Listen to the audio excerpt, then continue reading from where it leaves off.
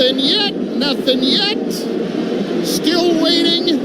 They have not said fourth down as of yet. Touchdown! Well worth the wait.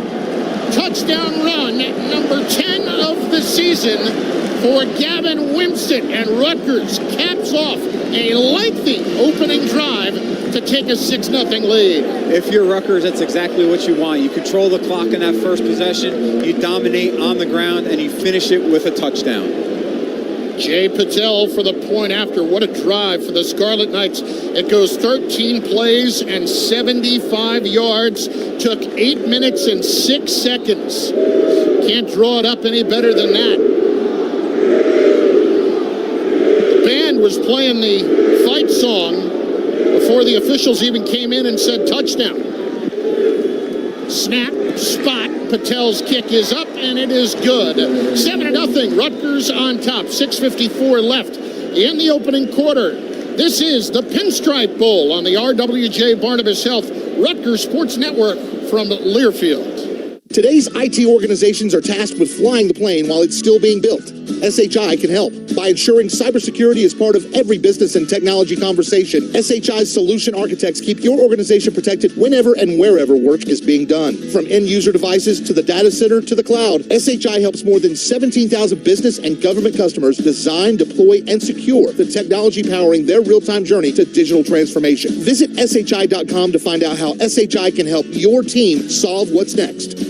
You want vehicle selection? You got it when you call Chrysler Dodge Jeep Ram of Princeton at 888-500-JEEP and save big during the Labor Day sales event. The Renegade, the Wrangler, the Grand Cherokee, all the new vehicles you want are available with offers like no payments for 90 days. No payments for 90 days. Visit Chrysler Dodge Jeep Ram of Princeton in-store or online today at cdjrofprinceton.com or call 888-500-JEEP. That's 888-500-JEEP. No payments for 90 days. Available on select models. Restrictions apply. See dealer for details. Rutgers fans, Team Car Wash wants you to experience the clean car feeling for free. Text Scarlet to 411-365 for a free car wash. Enjoy the feeling of driving a clean, shiny car every day with a Team Car Wash Unlimited Wash Club membership. Wash every day for one low monthly price. 12 locations throughout New Jersey. WJ Barnabas Health, the official healthcare provider of Rutgers Athletics and New Jersey's most comprehensive academic health system. To learn more, visit rwjbh.org. Let's be healthy together. This is Christian Dremel, and you're listening to Rutgers Football. Fantastic start for the Rutgers offense. 13 plays, 75 yards, 8:06 off the clock as we see Gavin Wimsatt with his 10th rushing touchdown of the season, straight up the gut on the tush push. And Rutgers looking sharp and, more importantly, Mike Teal, maybe looking a little bit healthier and have a little spring in their step, as we heard from Coach Shiano before the game. And he was talking about this yesterday in his press conference. There's no doubt that month off does a lot of good for a team that was banged up toward the end of the year. Yeah, no doubt. I mean, it shows you what Big Ten conference play is like. Week in and week out, you're banging with those big boys. And to get some time off to recover, to kind of regroup and put in a new game plan to get ready for a Miami team, I think was really what they needed. And, you know, for them, they got bowl eligible early. They were able to get healthy during this bye week. And now they have an opportunity to really, you know, perform out here against a really good ACC opponent. And Julian, a great start for Kyle Monangai. 6 carries, 48 yards on the drive.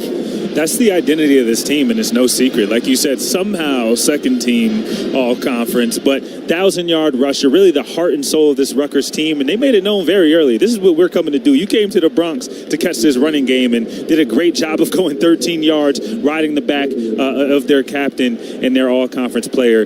Look forward to seeing more of that as the game goes on. Chris Carlin, Mike Teal, Julian Pinnock-Sadrick, Anthony Fusilli down on the field. We'll check in with Fooch for the first time in just a moment after Jude McAtamney approaches the football to kick off for Rutgers.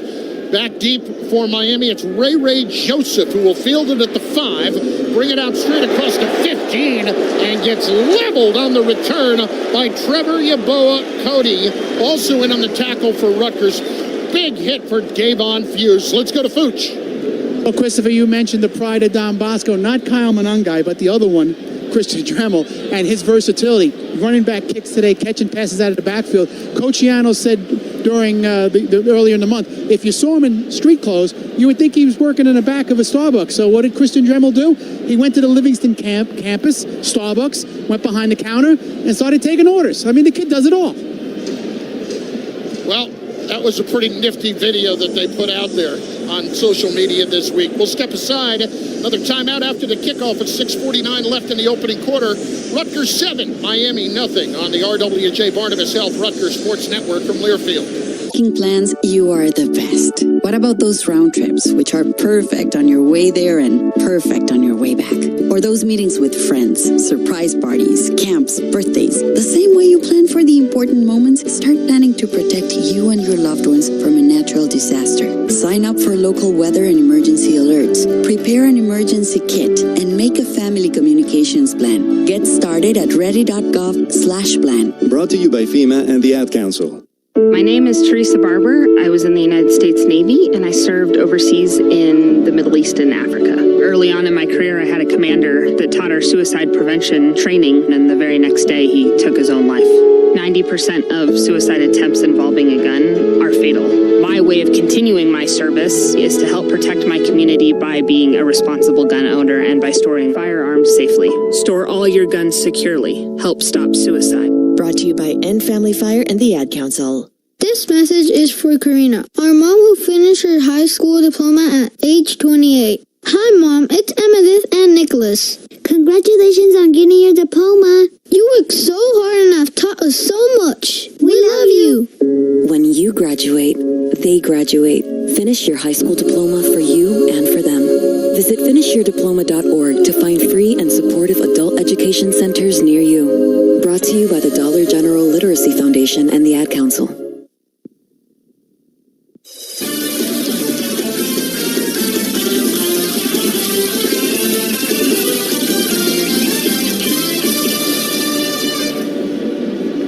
Today's first quarter brought to you by RWJ Barnabas Health, official healthcare provider of Rutgers Athletics in New Jersey's most comprehensive academic health system.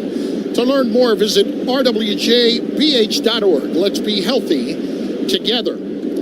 Well, Rutgers off to a good start offensively. They've got a 7-0 lead over Miami here at Yankee Stadium in the Bad Boy Mowers Pinstripe Bowl. One thing to keep an eye on today, if you're here at the game and watching, or if you're at home and you have the radio turned down or watching the television, is the field, because notoriously this field has been very difficult for teams to play on because football is not played here usually. They, at the end of the baseball season, put down sod all over the infield. It can get slippery and you could see some come up in chunks. I was down there earlier. Did not seem to be too bad though with the weather. Miami's quarterback is Jakari Brown, taking his first snaps of the season. And on first down, he'll go play action and is going to take a deep shot down the field. And it's dropped all the way down at the 35 of Rutgers by Jacoby George, who had his man beat down the center of the field. Rutgers came into this game knowing Jakari Brown was a big physical guy, and with this air raid offense of Miami Hurricanes, you wonder where they were going to keep it on the ground, play it conservative, but there they did a play action, went over the top. They had a guy open. Luckily for the Scarlet Knights, he dropped the ball, but now that puts the Scarlet Knights on notice that this is a Miami team that's not scared to air it out, even with the third string guy in, and they're going to test this Rutgers defense, who's been pretty good against big plays this year. George is a guy that has been a big play receiver, averaging nearly 16 yards a catch. He lines up out wide right. Xavier Restrepo wide to the right in the slot as the quarterback, Brown, takes it on the keeper straight up the middle. Wesley Bailey took him down. Mohamed Touré as well. Great to see him making the announcement he'll be back for next season. So many guys going to be back. The only Rutgers starter on defense not playing in this game is Max Melton, who was declared for the NFL draft and is preparing for that. And that's certainly understandable with the career he had. Third down and 7 coming up for Miami from their own 18-yard line. Brown in the shotgun. He's got Mark Fletcher Jr. to his right. 3 receivers lined up wide left. He takes the shotgun snap. He drops to throw, plants, throws, diving grab And Rutgers saying he juggled it, but he did not. A catch made by Xavier Restrepo. 74 catches this season. It's good enough for a first down and a gain of 8. And you talk about Max Melton being missing. Right there on coverage was Bo Masco, and that was going to be some of the rotation we're seeing in this Rutgers secondary. And Restrepo, a guy who's led the ACC in receiving yards and is going to be a go-to guy all day in this offense. They took advantage of an out route there. Great pass and great catch. Rutgers is going to have to stay on their toes against this passing attack. Bo Masco, a freshman out of Kissimmee, Florida. Here is a handoff. Fletcher's first carry going left. Not much there between his left guard, Luis Cristobal, and his left tackle, Jalen Rivers. No gain officially at the moment, maybe a half yard. Yeah, and for the Rutgers defense, that's what you want to be. You want to be sound in the run game. Try to make Miami one-dimensional. Make the quarterback beat you. He has made a couple good throws to start this game, but really shut down the run, make them one-dimensional, make them have to throw the football. 7-0 Rutgers, under 5 minutes to go, first quarter. The Pinstripe Bowl here at Yankee Stadium. Jacoby George lines up tight to the formation right. Riley Williams, the tight end, next to him. Second down, 10. Brown. Hands off, delayed handoff, and trouble holding on to the football for a moment for Fletcher, and then he went to the ground. It almost looked like Fletcher might have pulled up lame as he got hit in the backfield. He was dragged down nearly by Flip Dixon and then hobbled his way forward for 2 yards, and here comes the training staff. Yeah, that looked painful. Flip Dixon missed the tackle in the backfield, but it looks like he twisted a leg or something, hopped on one leg for the additional 2-3 yards and fell to the ground. It almost looked like one of those injuries where he was trying to push off with his foot. You've seen it a couple times in the NFL. Hopefully it's not one of those Achilles injuries, but it looked like it was a non-contact injury for that young man. Yeah, that did not look pretty for sure. And we will step aside with 4:20 left here in the opening quarter. Rutgers 7, Miami nothing. Hurricanes facing a 3rd down and 8 when we return to Yankee Stadium on the RWJ Barnabas Health Rutgers Sports Network from Learfield. And we're back with the action. Coke Zero Sugar might be the best Coke ever. That's right, Jim. With an irresistible taste and zero sugar, Coke Zero Sugar is a must-try for any sports fan. So make sure you... Wait, Jim, I didn't mean try it right now. We're still on the air. Best Coke ever? Take a taste, Jen. Really? No, not right now, Jen. We got a game to call. Hey, Rutgers, are you ready for football? Are you ready to score big on all your favorite football foods? ShopRite has your back all season long when it comes to saving big. Find everything you need to make game day a smash. Are you ready for next level nachos? Are you ready for bangin' buffalo wings? Yes, you are. Score big, save big, and get game day ready at ShopRite. Exclusive supermarket partner of the Rutgers Scarlet Knights. ShopRite. Check out happy. Looking for the best trained in the electrical business? Look no further. Our members of the International Brotherhood of Electrical Workers Local Union 456 go through a 5-year nationally recognized apprenticeship program along with OSHA safety certifications, producing the best trained electricians in the area. From solar energy, healthcare facilities, school construction, and much more, we do it all. We are also proud to be one of the first building trade locals to be recognized with a drug-free workplace program. We at Local Union 456 are like Coach Schiano and the Scarlet Knights, trained and proven to get the job done. The first quarter is presented by RWJ Barnabas Health, the official healthcare provider of Rutgers Athletics and New Jersey's most comprehensive academic health system. To learn more, visit rwjbh.org. Let's be healthy together. At a game like this one, it's easy to see the importance of good physical health. Having good mental health just as important. It takes a healthy mind to address important physical health needs like getting care, eating well, exercising. Ignoring mental health issues like depression and anxiety can increase your risk for physical health problems such as stroke, type 2 diabetes, and heart disease. For more detailed support and guidance, visit horizonblue.com/behavioral health. Yankee Stadium in the Bronx, New York for the Pinstripe Bowl. It's Rutgers and the University of Miami here with 4:20 left in the opening quarter. Scarlet Knights went 75 yards on their opening drive to take a 7-0 lead on Gavin Wimsatt's 10th touchdown run of the season. It is a 3rd down and 8 for Miami from their own 28-yard line. 2 receivers tight to the formation left. Ja'Cory Brown takes the snap. Under pressure and dropped. Sacked by Mohamed Touré. That is his 5th sack of the season. Honorable mention, all Big Ten, doing it all from middle linebacker. Honorable mention, all Big Ten, leads the team in TFLs, and before he was a full-time linebacker, he was the best pass rusher on this Rutgers team. I love to see him in the backfield. Rutgers sending pressure at Ja'Cory Brown, making sure to hurry up his passes. We saw he has an arm to throw it down the field. Great job landing there, and sacking a quarterback is like putting the team in a bag and slamming it on the ground. Here is Dylan Joyce. I'm still processing that. Putting the team in a bag. Here is Joyce to boot it away. Sidewinding kick. Christian Drummel's going to let it bounce. It'll take a Miami bounce and then turn right at the 35-yard line. Putting them in a bag. Like the whole team, you throw them in the bag and then you just slam the bag on the ground. Well, the original phrase was hit the bag with the bag with a bag. Well, yeah, I mean, we're in the Bronx. That's what I'm saying. That's what I think that the original saying was a little bit more like violent than that. But yeah, I mean, try to clean it up a little bit. But either way, Miami felt that one.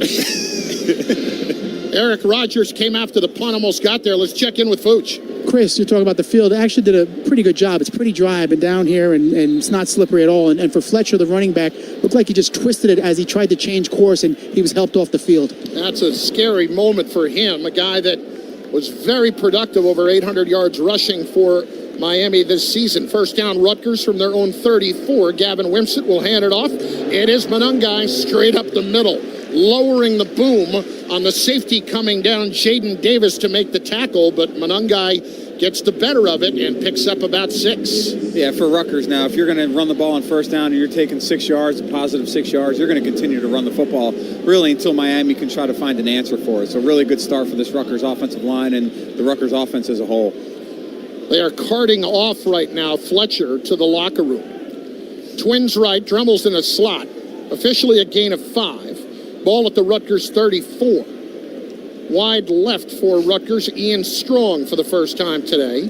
Wimsatt takes a snap, hand off Monangai. Busted off the first tackle, but only back to the line of scrimmage. Hit hard by Reuben Bain and Wesley Besaint.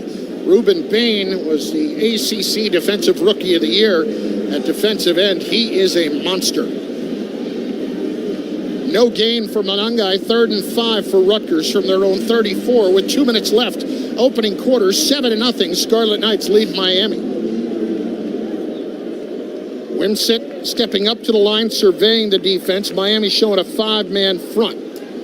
Dremel once again in the slot right. Isaiah Washington had a catch earlier, wide right. Wimsatt in the shotgun, Monangai to his left. Now Miami showing blitz. Wimsatt to throw. He'll turn, he'll throw left, caught. First down, Ian Strong across the 45, out to the 48-yard line. A gain of 14 yards for Ian Strong, the freshman out of Coram, New York. His first catch of the day, number 16 of the year. Yeah, and for the Rutgers offense, first significant 3rd down there where you have to convert. Really good job, just an easy concept. They're just making it a one-man, one-defender read for Gavin Wimsatt. It's either going to go to the receiver or to the back in the flat. Good job making a decision, giving him a nice catchable ball where he's able to turn and get positive yards after the catch. Sam Brown in for Rutgers for the first time today off the right hip of Wimsatt on first down from Rutgers' 48-yard line. Gavin takes the snap, fakes the handoff. Quick in-cut, incomplete, fired the fastball over the middle for Christian Dremel, a little too hard off his hands, and incomplete. Rutgers so far, 17 plays, 13 runs, 4 passes. That is the first incompletion for Wimsatt with 58 seconds left of the first quarter. Yeah, and I love to see that. I mean, even the first down to Isaiah Washington, like you're saying, Mike, that one-man read, getting the ball out of his hands quick, not doing too much thinking. I mean, Gavin has an arm, and he can fire that thing in there. If he could put it on you, those are some easy completions for the Rutgers Scarlet Knights. 2nd and 10 from the Rutgers 48. Trips right now. Brown in the backfield again. Wimsatt sends Dremel in motion. Handoff, Brown cuts right to the outside of the tackle, and he's got 11 yards down to the 41-yard line of Miami on his first tote of the afternoon. Yeah, it's something that we've seen the Rutgers offense do throughout the course of the year, using motion to get the defender's eyes in the wrong spot. Motion the receiver across, look like it's going to be run to the strong side of the field, and then you give the ball back to Brown on the short side of the field for a big run on first down.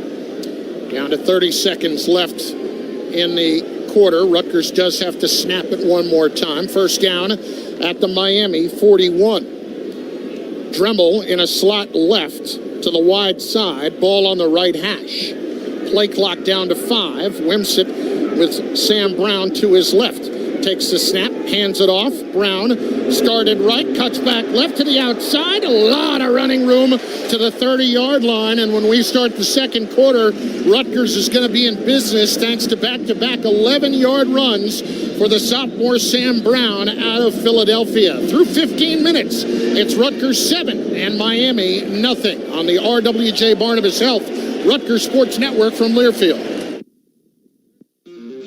Jesco, the down-to-earth equipment people. Rely on Jesco, your local partner for top brand equipment sales, product support, rentals, and technology for over 50 years. We provide John Deere construction equipment, ditch witch, underground, and hydro-excavating solutions, work in road building, Kleeman crushing and screening, and Fugala paving products. Get down to earth with Jesco. Call 1-800-241-7070 or visit online at www.jesco.us.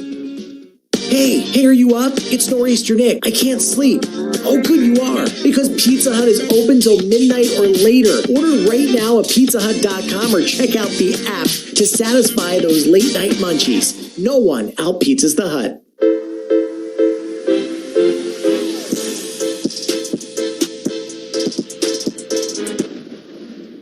Pizza Hut wings are bigger and better than the other pizza guys' wings. No one outwings the Hut. New Jersey packs a lot of wow into every winter getaway.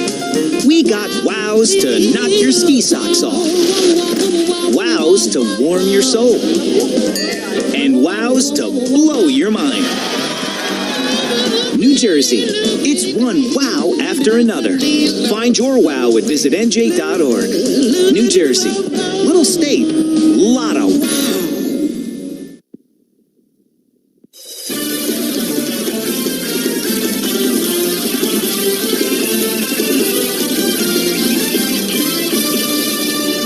This is Mohamed Teray, and you're listening to Rutgers Football.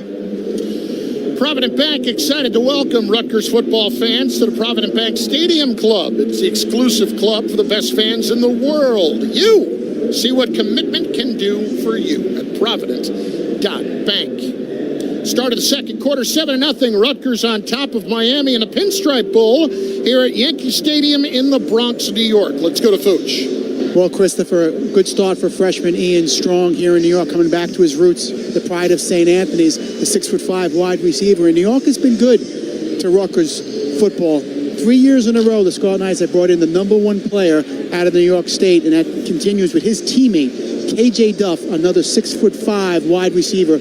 Looking at his former teammate today, next year he'll be joining him. Another outstanding recruiting class signed a couple of weeks ago with they call it the early signing day, but it's really not the early signing day. It's the primary signing day now, with the other one in February being the late signing day. Yeah, the timing of signing day has gotten a little bit odd now. I mean, like, and it's right after the season. There's so much going on, and Coach talked about it. I mean, right after the season ends, there's transfer portal stuff. There's guys who's trying to go to the league, who's not, who's staying, bowl game, signing day. So definitely had their hands full in the month of December. But to your point, I mean, playing in a Pinstripe Bowl is so much bigger, especially for this Rutgers team. Getting the #1 player in the state, Ian Strong, being one of them, and making his impact felt this season. This game is going to be huge for recruiting and putting the state of New York on notice about the Rutgers Scarlet Knights. Through 15 minutes, Rutgers 115 total yards of offense, Miami 5. Scarlet Knights averaging 6 yards a play. They are driving once again to the 30-yard line. They have rushed for 82 yards in the first half thus far. Sam Brown remains in the backfield on first down. Rutgers from the 30 of Miami. Hurricanes with a 4-man front. Wimsett takes the shotgun snap, hands it off. It is Brown straight ahead. Looked like he lost the ball. Rutgers trying to fall back on top of it. Looks like they did with Curtis Dunlap, the right guard, the senior from Jacksonville, able to do that. The ball popped out, and Dunlap right there to get it. Let's see where they spot the football. Where Dunlap fell on it was back at the 34, and that's where it'll be. So it's a loss of 4 yards. Yeah, loss of 4, but great awareness there by Dunlap to be able to fall on that ball. Rutgers in scoring position. Want to at least get points here on this drive. So it will be 2nd down and 14 at the 34. Dremel in a slot right. Ian Strong out wide right.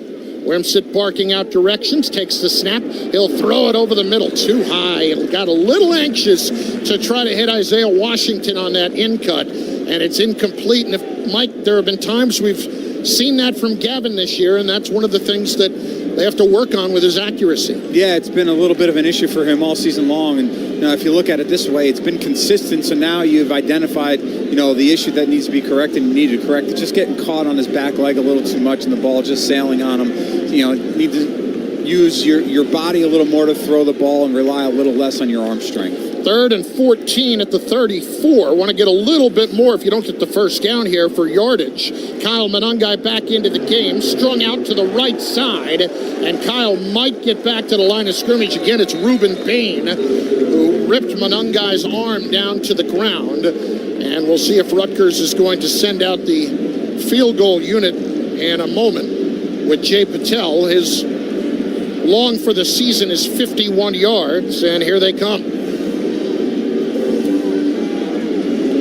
Bain, an elite player, and it's going to be causing trouble for this Rutgers Scarlet Knights offense. I mean, like you said, ACC Rookie of the Year, had a couple of games with back-to-back sacks. I mean, he plays around in the backfield. It's going to be somebody that this Rutgers offense is going to have to keep an eye on and run away from. Officially a 53-yard attempt here.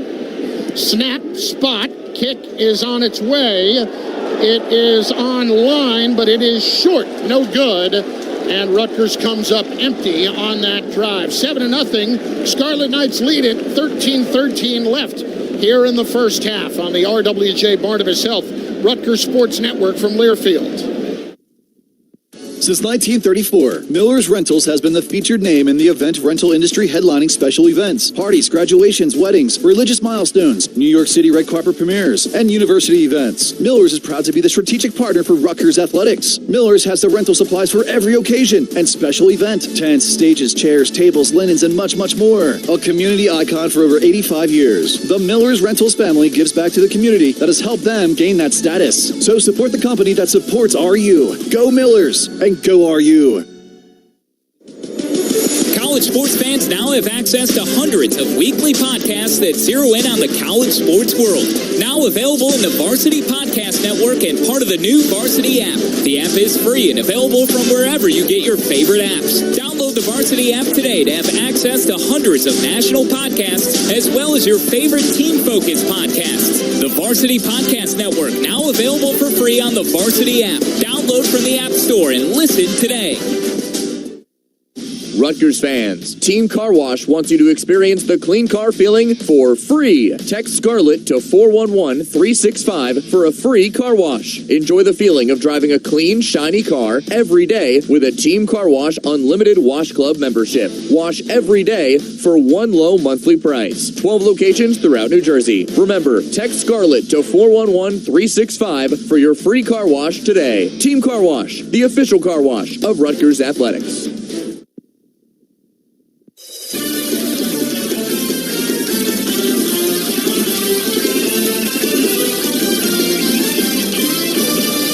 This is Greg Sciano, and you're listening to Rutgers football. Rutgers comes up empty on their second drive of the game. A missed 53-yard field goal attempt for Jay Patel. Scarlet Knights lead it 7-0. Let's pause 10 seconds on the RWJ Barnabas Health Rutgers Sports Network from Learfield.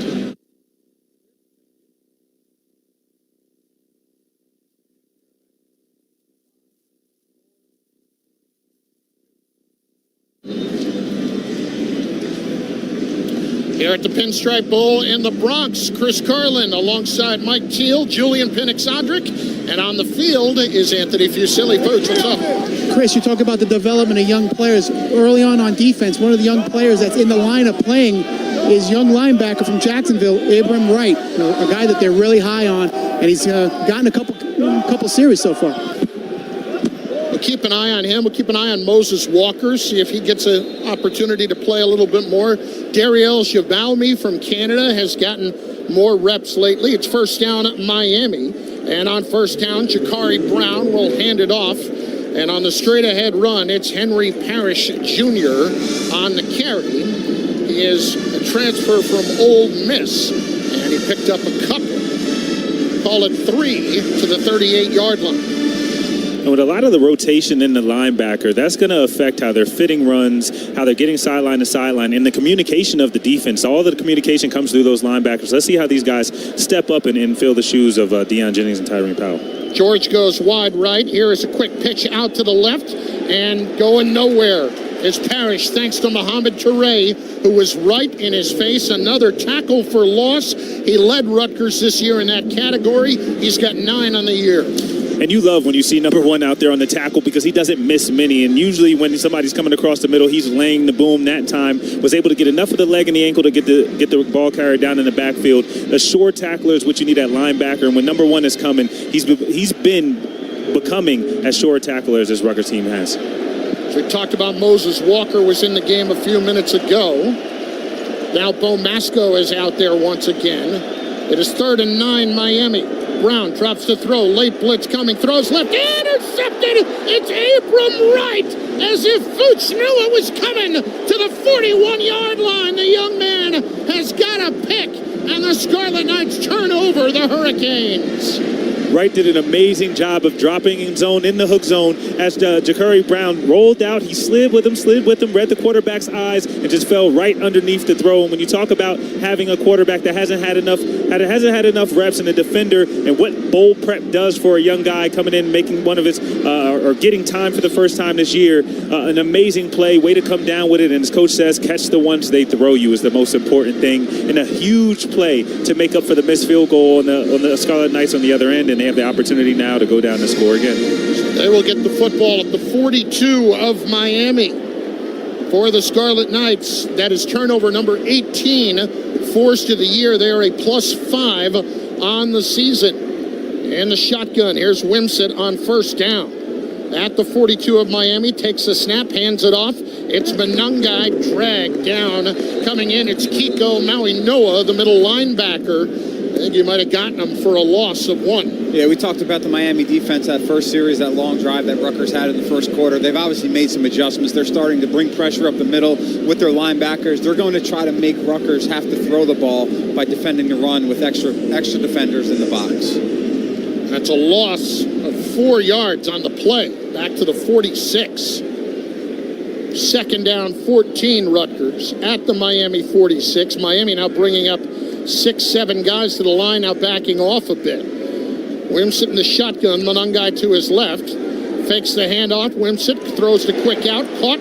Fama Toure at the 36-yard line. That is his 2nd catch of the season for the freshman from Pleasantville, New Jersey, Muhammad's younger brother. And I love that they both wear the same number. They both wear number 1. And what a great catch for the young guy. And to your point, Mike, going to have to change it up on this Rutgers offense. Show a little bit of run, a little bit of pass. We saw play action there, sucked the linebackers up a bit, found Fama on the side toward the numbers with a great completion. And it puts them back on track with a 3rd and 3. So a gain of 10 to the 35-yard line. Wimsett with Monungai lined up to his left in the backfield. Trips left. Dremel comes in motion. Dremel picks up a block. Monungai straight ahead, trying to push the pile forward. And it looks like he's a little bit shy. A gain of 2. And a 4th down and short coming up. And Rutgers is certainly going to go for it as they're bringing out some big fellas to help out. Victor Konopka comes out as an extra tight end. And they're going to bring in Kwabena Asamoah, who is in at guard. Also out there is Curtis Dunlap. And Asamoah is going to line up in the backfield for the tush push here. And some movement up front on Miami, and it looks like the Canes have given Rutgers a freebie. Our referee today, Justin Elliott. Offside, with contact. Defense, number 58. 5-yard penalty, results in a first down. Rutgers will take that. Branson Dean, the defensive tackle, tried to get an early start. Yeah, and that goes back to that first series, down on the goal line for the Rutgers offense. They went on the same cadence, doing that tush push. They had probably had that set up for that first 3rd and short or 4th and short after they went through that tush push, as a game plan evolved. Really good job by the Rutgers offense there, being disciplined, getting the first down. 7-0 Scarlet Knights lead at 9:25 left first half of the Bad Boy Mowers Pinstripe Bowl. Gavin Wimsatt on first down, hands it off to Kyle Monungai, hit and dropped. In the backfield, once again, it's Ruben Bain who was blowing that play up, and a loss of 3 or 4. I mean, Bain is getting such a good get off, and Kyle Monungai had his way on that first drive and pretty much mowed through their entire defense, and that's the one thing I guess they're committed now to doing. And even on that option where Gavin fakes out to the left, they're going to make him keep it eventually in this game. Loss of 2, 2nd and 12. At the 30 of Miami. Dremel slot left. Wide to the right, Jaquay Jackson for Rutgers. There is Gavin Wimsatt faking the handoff, turning, throwing the quick out. It's caught out on the numbers. Dremel's got a first down at the 20, down to the 15, pushing a pile forward, getting help from his friends down inside the 10. First and goal coming up for the Scarlet Knights. What a great job there by Christian Dremel, and a great job by the offensive line, getting behind him and pushing him forward for the extra yards to get him inside that 10 for a first and goal here for the Rutgers offense. They were about 10 yards down the field catching up with Christian Dremel, pushing them on the back of that pile. You can't tell me this team isn't motivated and wants to get back in the end zone. Down to 8 minutes. There's a gain of 23, about, as Julian pointed out, at least 10 picked up there. In the shotgun is Wimsatt. Again, it's Dremel. In the slot side on the left side, that's the short side of the field, comes in motion to the near side. Handoff, Monungai trying to get to the corner. Got around the corner to the 5, to the pylon. Touchdown, Rutgers! Kyle Monungai from 7 yards out extends the Rutgers lead to 13-0. Great play call there by the Rutgers offense. Great job of executing, getting to the pylon. An even better job of Christian Dremel making the block that gets Kyle Monungai to the end zone. Kyle finding the end zone like he's done all year. Touchdown, Rutgers. That was a heck of a block by Christian Dremel out there on the edge. And a few plays earlier, we saw him do a kick-out block on like a long zone, which is weird for a wide receiver to do. But that's a guy who wants to win by any means necessary. An extremely unselfish play and way to get his Don Bosco brother into the end zone. Kyle Monungai rushing touchdown at number 8 of the season. 55 yards on the ground. Point after Jay Patel, up and good. 7:37 remaining first half. Rutgers 14 and Miami nothing here at the Pinstripe Bowl on the RWJ Barnabas Health Rutgers Sports Network from Learfield. It's the fourth quarter and you're in the red zone. The leader you choose now matters more than ever. Call Ed Nugent and the home team at Red Door Real Estate, 732-266-7311 or GoRedDoor.com. Take advantage of their 4+ decades of knowledge, skills, and experience to optimize your winning strategy and get you the best results possible. Call Ed Nugent at 732-266-7311 or GoRedDoor.com. Proud partner of Rutgers Athletics. Go Rutgers and go Red Door. Hear that? To some, it sounds like kids at play. To us, that's the sound of healthy kids being able to play. Nothing makes us at RWJ Barnabas Health happier than that. And you'll be happy to hear that we have just been recognized nationally by U.S. News and World Report for our pediatric care. We received Best in Orthopedics at the Bristol Myers Squibb Children's Hospital, at Robert Wood Johnson University Hospital, and Best in Pediatric Urology at the Bristol Myers Squibb Children's Hospital, Children's Hospital of New Jersey at Newark Beth Israel Medical Center, McMullen Children's Center at Cooperman Barnabas Medical Center, and Unterberg Children's Hospital at Monmouth Medical Center. One of the best in pediatric care, only the best for your family. To learn more, visit rwjbh.org/children's health. RWJ Barnabas Health. Let's be healthy together. Live play-by-play coverage of today's game is brought to you by RWJ Barnabas Health, the official healthcare provider of Rutgers Athletics and New Jersey's most comprehensive academic health system. To learn more, visit rwjbh.org. Let's be healthy together. This is Kyle Monunga, and you're listening to Rutgers Football. His first rushing touchdown of the day, 8th of the year. Second quarter game stats brought to you by SHI's Data Center Solutions. Rutgers 147 yards of total offense here in the first half. Miami just 6. They've got 8 passing yards and -2 rush yards. 10 first downs for Rutgers to just 1 for Miami, and the Scarlet Knights have rushed for 80 yards and passed for 67. Gavin Wimsatt, 5 out of 7, 67 yards so far for Rutgers. It's been a fantastic start, and they've also forced a turnover with young Abram Wright, freshman linebacker out of Jacksonville, with his first career interception. He had 2 interceptions last season as a senior in Fleming Island High School in Jacksonville. SHI's Data Center Solutions, helping IT pros solve what's next. Chris Carlin, Mike Teal, Julian Penix-Odrick, Anthony Fusilli, our spotter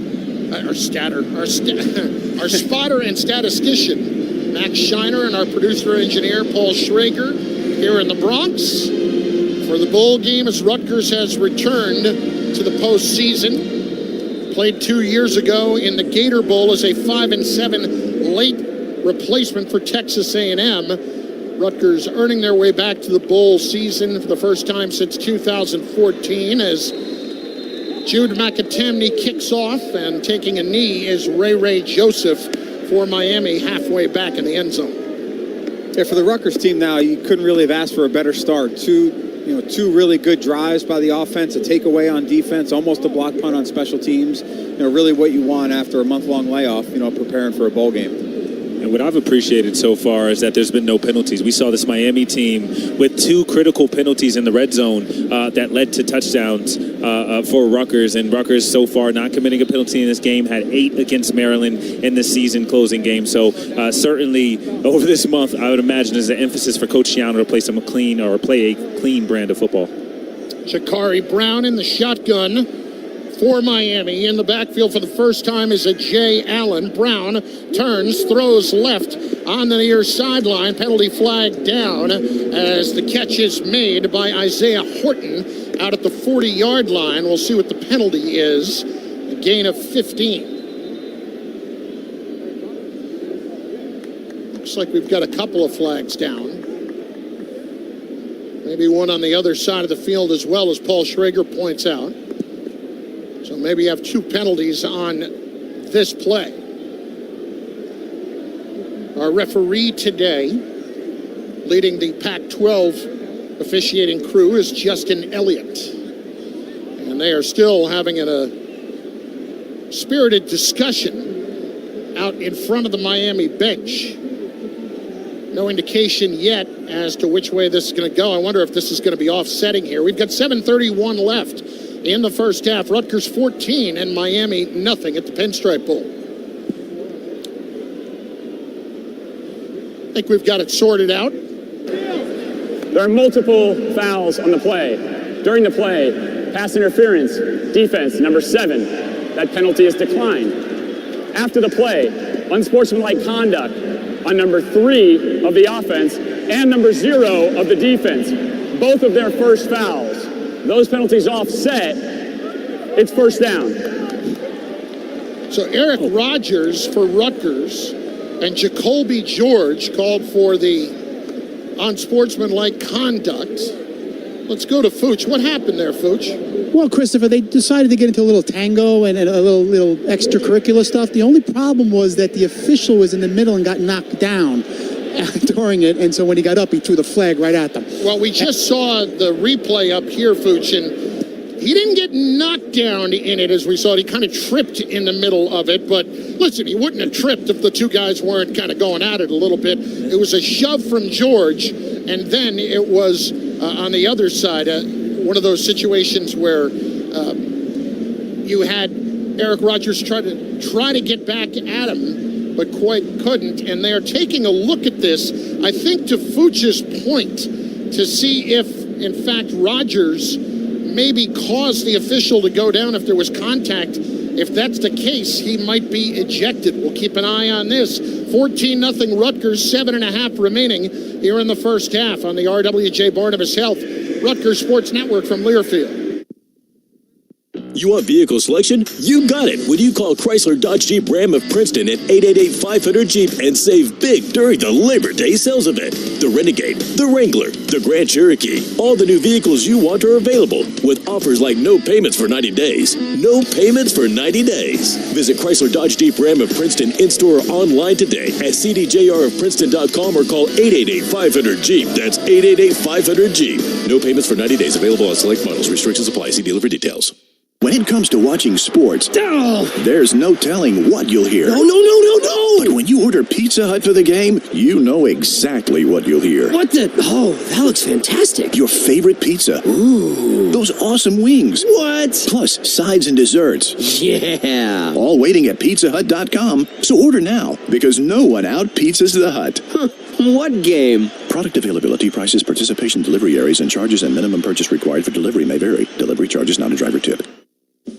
Did you know Rutgers Business School is the #1 public business school in the Northeast, according to Fortune? In today's knowledge-intensive economy, earning an MBA has become a career imperative. Getting a Rutgers MBA is more affordable than private business schools, providing a strong return on investment. And with Rutgers' extensive corporate partnerships, Rutgers MBA ranked #1 in the nation in employment outcomes according to U.S. News and World Report. Learn more about Rutgers Business School's highly ranked and affordable MBA program. Visit business.rutgers.edu/MBA.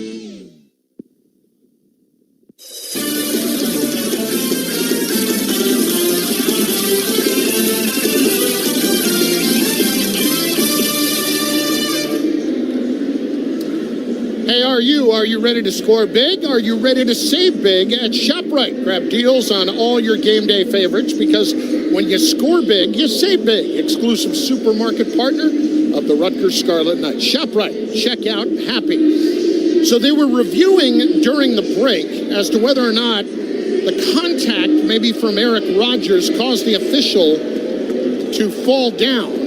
And if he had done that, and had done it intentionally, could potentially be ejected from the game. Now, there's been no indication from the official that that has happened. Rogers is not on the field right now. Al-Shadi Salam, the converted running back, has taken his spot. Coach Shiano had some words with Rogers. Meanwhile, it's first down Miami from their own 41. All of that to just wipe out the play. High snap. Pulled down by Jakari Brown on the run, throws out in the right, in the flat. It's caught by Xavier Restrepo. Salam comes up, shoulders him out of bounds on the Rutgers sideline, but he picks up close to 10 yards on the play.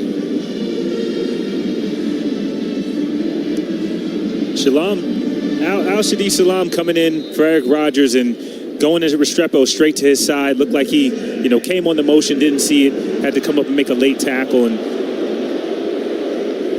looking to see if they're going to take advantage of some of the mismatches they'll find with Max Melton out. And now they're taking another look at a play, and I can only imagine that this might be on Al-Shadi Salam for targeting, and he led with his helmet on Restrepo, and this might be targeting on Al-Shadi Salam. It was an 8-yard pass play. Salam had come off the field immediately, but Salam was diving at Restrepo and led in with his shoulder. He didn't lead in with his, led in with his helmet. He didn't lead in with his shoulder at all. Salam might get tossed for this. He probably does, because by the rule it's targeting, but how do you make a tackle on defense? You want to go at the guy's thigh boards in midsection because you can't go high. He launches himself, he does, but... After review, there is no foul for targeting on the play. It's second down. Once again, if you can figure out this rule, you're a better person than me, because that is straight on helmet to helmet. No offense to Al-Shadi Salam. What is the rule? Who knows? We don't know. Who knows? And look, he's a guy who is a converted running back, like you said. How else are you supposed to come in? He's not used to being out there. He's out in open space. He's just going to launch his body, and Restrepo lowers his head to protect himself. So I like the call. Let him play football. But to your point, that was helmet to helmet. 2nd down and 2 for Miami from their own 48-yard line. Here is Brown, fakes the handoff, throws left, and it's off the ground and dropped by Restrepo at the 50-yard line. It was a low throw. Robert Longerbeam was coming up to close. 3rd and 2 coming up. And for the Rutgers defense, Eric Rogers is back out there, so I think Coach Schiano had a little conversation with him, gave him a play to kind of cool off, and sent him right back out there. 14-0 Rutgers, 6:44 left, first half. Pinstripe Bowl, Yankee Stadium, the Bronx, New York. Rutgers 6-5 all-time in bowl games, looking to finish their season with a winning record. Play clock down to 5, and I think Miami might have spent a timeout. Timeout. Miami, they're first. We will take it with them. Scarlet Knights 14, Miami nothing. 6:44 to go first half on the RWJ Barnabas Health Rutgers Sports Network from Learfield. New Jersey packs a lot of wow into every winter getaway. We got wows to knock your ski socks off, wows to warm your soul, and wows to blow your mind. New Jersey, it's one wow after another. Find your wow at visitnj.org. New Jersey, little state, lot of wow.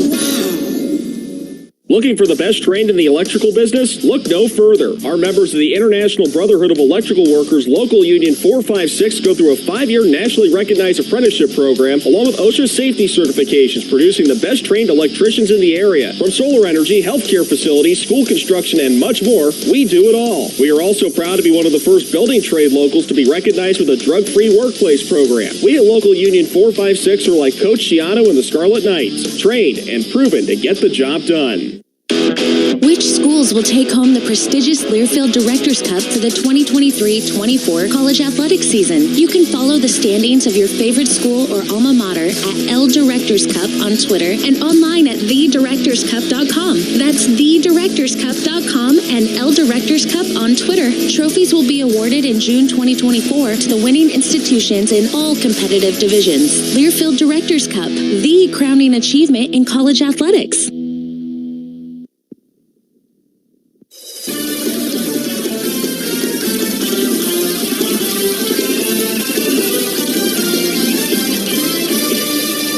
This is Robert Longerbeam, and you're listening to Rutgers Football. The new name in automotive excellence, Princeton Jeep. Call 888-500-JEEP. Over 200 vehicles in stock. New cars arriving daily. Visit us at cdjrofprinceton.com or call 888-500-JEEP.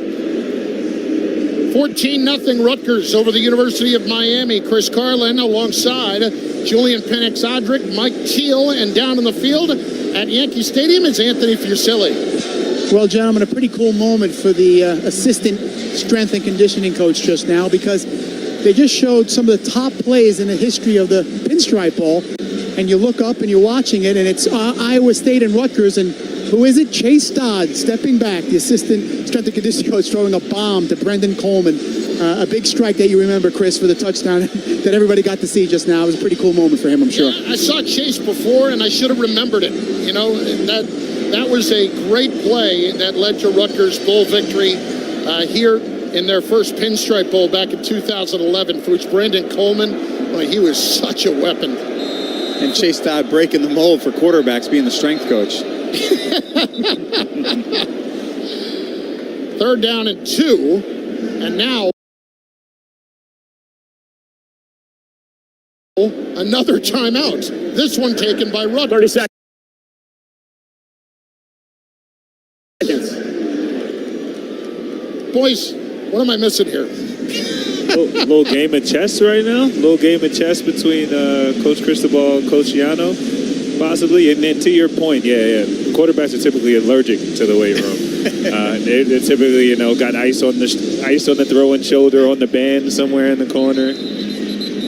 I saw Chase when we were away at Iowa in the hotel weight room. He was getting it in. He had to get a pump in. Strength coach now. Love it. Played over in Italy for a while. In an Italian football league. He's been back working with Jay Butler for the last couple of years. 3rd down and 2 for Miami from their 49. 14-0 Rutgers. 6:44 left in the first half. Back-to-back timeouts, one by each team. Jakari Brown in the shotgun to Jay Allen to his right. Allen takes the handoff, dances in the hole, and able to pick up the first down to the Rutgers 48-yard line. Take your pick of white jerseys. Right in the middle of it was Flip Dixon and Deion Jennings for Rutgers. So Miami picks up the first down. That's just their 3rd of the day so far. And from a defensive perspective, Miami's sideline was fired up for that one because that was a big moral victory in this game for them, having Rutgers driven and run the ball up and down the field on them. And so this Rutgers defense is going to have to tighten up. Don't get too shook. Don't get too panicked. Just settle in. Trips left. Here's a quick throw. Brown on the little tunnel screen. Rutgers read it beautifully. Jacoby George taken down, and a late flag comes in. Maybe a face mask on Rutgers.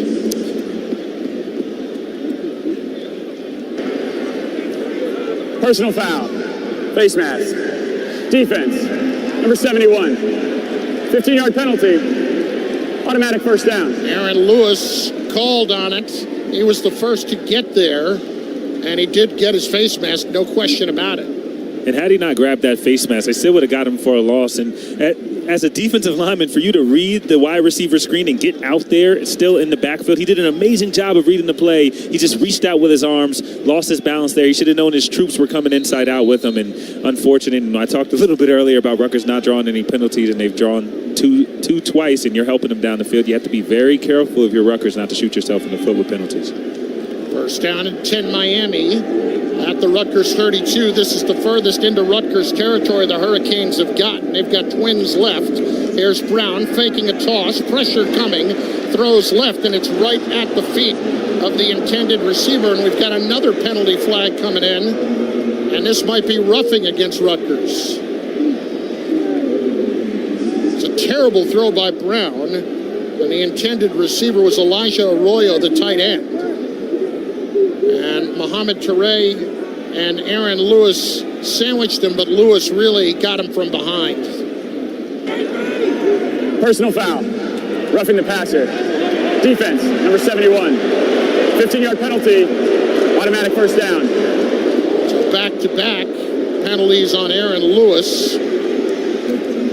Might have been incidental, but it was late, and that's the problem. The interesting thing about that is typically the referee is the one who's watching the quarterback, the ref in the white hat, and he's not the one who threw the flag. It was the referee who's in the back, the back judge, threw the flag for roughing the passer. Typically see the referee the one watching the quarterback.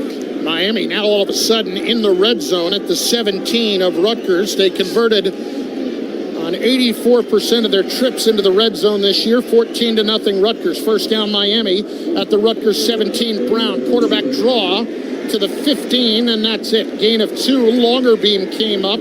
Zaire Angoy gave him a big dose of the big fella right in the middle of that defensive line.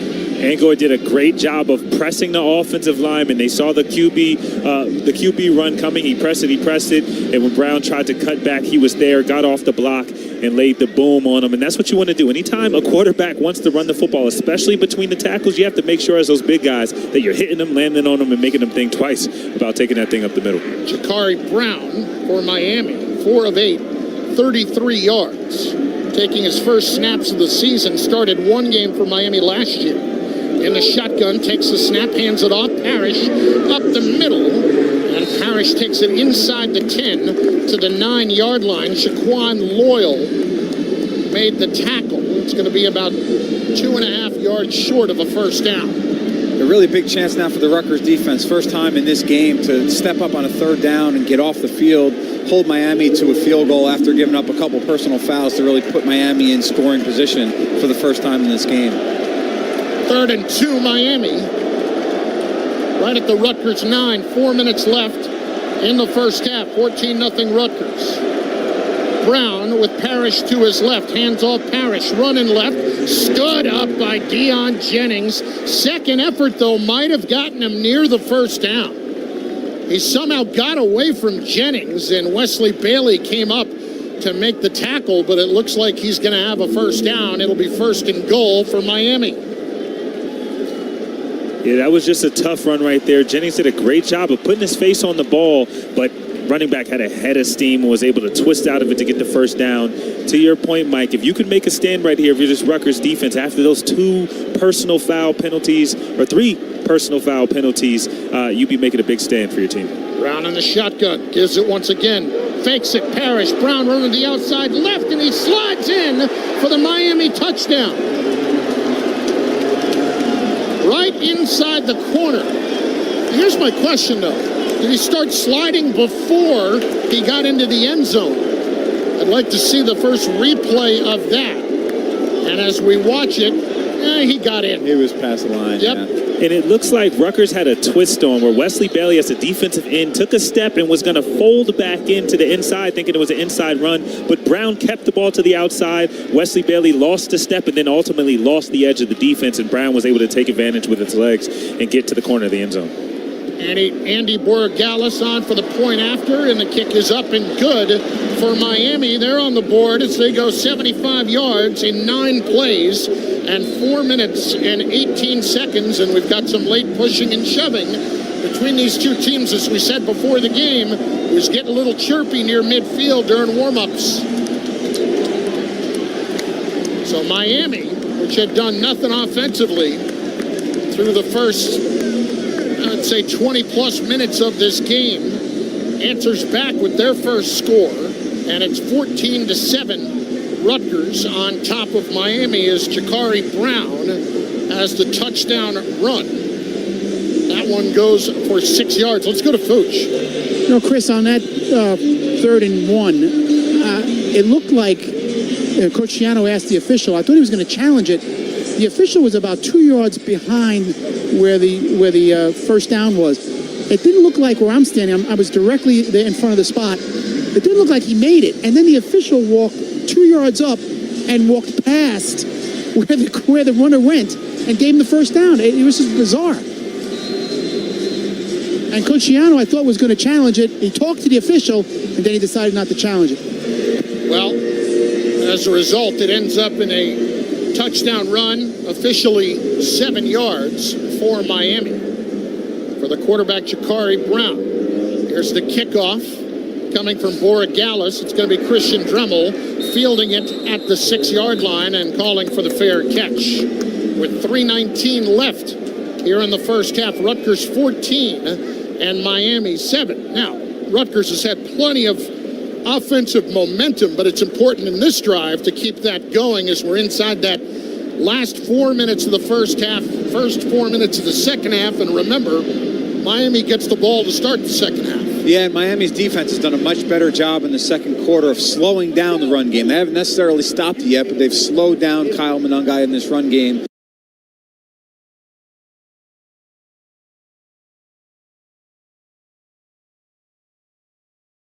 Really huge opportunity now for Rutgers to finish this half with the football and potentially points. Isaiah Washington wide left. Jackson, Dremel to the right. Wimsick hands it off. Monangai.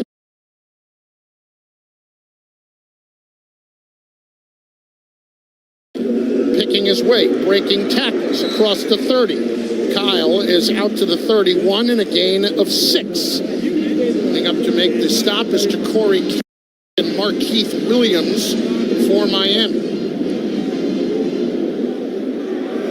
Rutgers going a little bit of hurry up as they get the ball once again to Monangai, and you can move the chains as he will pick up the better part of about 7 yards, take it out to the 39-yard line, 1st and 10. Yeah, really good wrinkle, too, by the offensive coaching staff going hurry up there. And really, that all they're trying to do is to get up, get set as quick as they can, not let Miami get into their defense, their possible potential run blitz, and they're able to pick up a big run there. First down, Rutgers from their own 39. 2.5 left, first half. Wimsatt takes a shotgun snap. Looking left, throwing left, out in the flat, complete. Manungai out of bounds, near a first down. Right near midfield. Looks like he got enough. And they will move the chains, a gain of 10 on that reception for Manungai, for Kyle. Just his 8th catch of the year. And Rutgers again with 2 minutes left. Once again moving to midfield officially. Wimsatt with a tight end right, Sean Bowman. Jackson wide left. Gavin surveying the defense, 5-man front Miami. Wimsatt takes the snap with time, quick in-cut, incomplete for Jackson, who wanted a flag but won't get it. On the coverage was Darrell Porter Jr., a transfer from West Virginia. 2nd and 10 with 1:42 left. By the way, Rutgers with 2 timeouts left. Yeah, for Rutgers there, Miami playing man coverage across the board. They're going to come up and challenge the receivers one-on-one, and they're going to make Gavin Wimsatt make the throw down the field. Good defense there by the Miami secondary. 2nd and 10. 14-7 Rutgers over Miami. 1:42 left.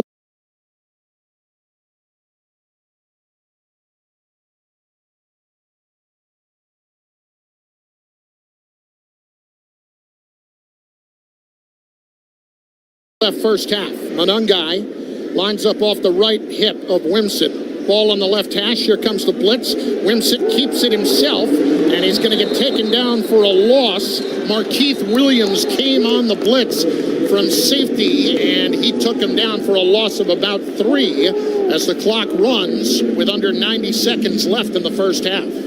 And we talked about it on the first drive. How was Miami going to adjust in this 3-3-5 defense? And they just started sending pressure. They stuff in that box. They're sending pressure. They're making Gavin make throws. They're denying Manungai, or they're attempting to deny Manungai the football. And Rutgers even resorted to throwing the football to Manungai in the flat. 3rd and 12. Interesting that Mario Cristobal did not take a timeout there, with a 3rd and 12 coming up as the clock runs down under a minute. Wimsatt takes the snap. Blitz is coming. Throws left. It's incomplete. Intended for Christian Dremel. Right there was to Corey Couch with 51 seconds left. And Rutgers will be forced to punt. Point being right here that Miami could have had another 35 seconds on the clock if they wanted to try to do something with Ja'Carri Brown, but he has turned it over already once today. Yeah, I think that probably plays a factor into the coach's decision, and for the fact that they're getting the ball to come out of halftime to start the second half. Don't want to do anything and force a young kid into making a mistake, changing the game. Ray Joseph is back deep. Here's Flynn Appleby to punt. 3 steps to his right. High end-over-end kick straight down the middle of the field. Fair caught by Joseph right at the 10-yard line with 45 seconds left in the first half. Rutgers 14 and Miami 7. Now, will they give Brown a chance right here or not? I don't think so. Ball's on the 10-yard line again. They're getting the ball coming out of the half. Run it here, take it to the half, and regroup, come back out for the second half. That's how I would play it, but I guess we'll find out. It's bowl season. it's bowl season. You think they took that time to dial up something funky? You probably don't use it here. Well, Miami breaks the huddle first down from their own 10-yard line. Ja'Carri Brown in a shotgun. He's got Parrish to his right. 4 wides, 2x2 receivers. Quick throw left. Restrepo makes the catch, sidesteps a tackler, spins. He's out across the 20-yard line near a Miami first down with 40 seconds left. They have an excellent kicker in Andy Borregales. They get into field goal range.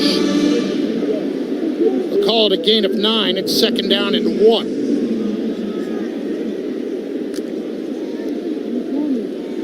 Starting secondary in there right now for Rutgers of Igbinosun, Loyal, Rogers, Longerbeam, and Dixon. Shotgun, high snap, handoff, and running left is Parrish to the 30, 35 as he broke off the tackle of Flip Dixon and taken down with 33 seconds left. Clock stops as they move the chains. They're going to try to hurry it up. He got to the 35 and a first down on that 2nd and 1 and a gain of nearly 15. Miami Miami going to hurry it up. Here's Brown dropping to throw. Looking left, throws the out. It's Restrepo near the marker at the 45-yard line on the Miami sideline. Out of bounds. Looks like just short at the 44 with 22 seconds left. And when you have two receivers in top 10 receiving yards in the ACC, maybe you're putting a lot of trust in them. Maybe it's not so much Brown being the young guy, but you have George, you have Restrepo out there who can really catch that ball and get open. Restrepo had 74 catches this season. Brown checking with the sideline. Clock stops, 22 seconds left. Miami has 2 timeouts. And I think they just... Timeout. Rutgers, they're second. 30 seconds. Good one to call there for Greg Schiano to make sure his defense gets a little breather and also gets back on the same page here. With 22 seconds left in the half, a 14-7 Rutgers lead. Well, if you're craving New Jersey's most mouth-watering burrito, look no further than Bubba-Coo's Burritos, with over 40 locations in the Garden State and an endless choice of Mexican fusion flavors. There's an entree for anyone. Visit BubbaCoos.com. And you also have to imagine later in this season, there are many scenarios where there was a team rushing to score points on Rutgers before a half because typically Rutgers wasn't up and teams were taking their time running the football. So this is a little bit new in the last few games for this defense. And so the 2-minute drill is something that they practice at the end of every practice, but it's a little bit different on game day. You want to make sure you have everything tightened up. Fooch, Thomas Amonk was out there for Flip Dixon. Yeah, Flip just limped off the field, is now going to the training tent. So Thomas Amonk, with a sophomore from Hillsborough, replaces Dixon. It is a 2nd down and 1 Miami, just shy of their own 45-yard line. The game clock just says 25, and they reset it. It was at 22. I'm not sure why they put the 3 extra seconds back on. Maybe that's when Restrepo stepped out, but didn't look like it. Here's Brown taking the snap. Blitz is coming. Turns. Throws left. Caught Restrepo at midfield. Shoved out on the Miami sideline by Robert Longerbeam. 21 seconds left. First down, Miami. Penalty flag down, though, in the backfield.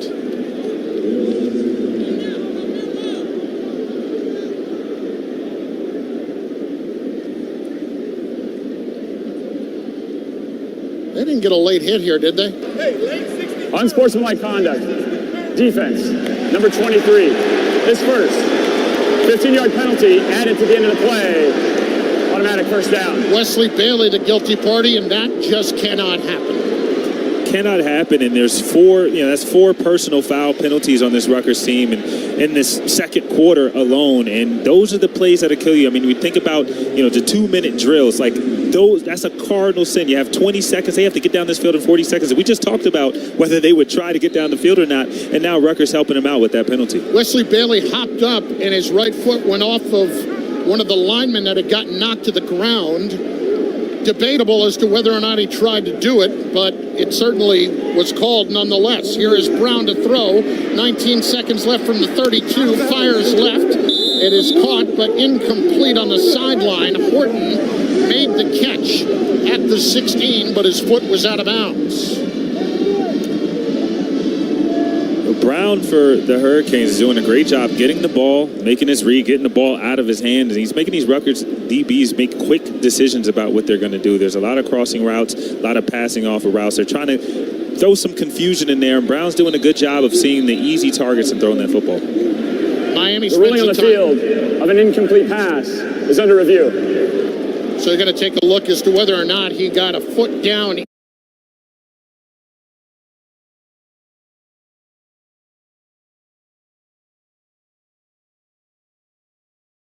Inbounds. Thought Miami spent one of their 2 timeouts, but they did not.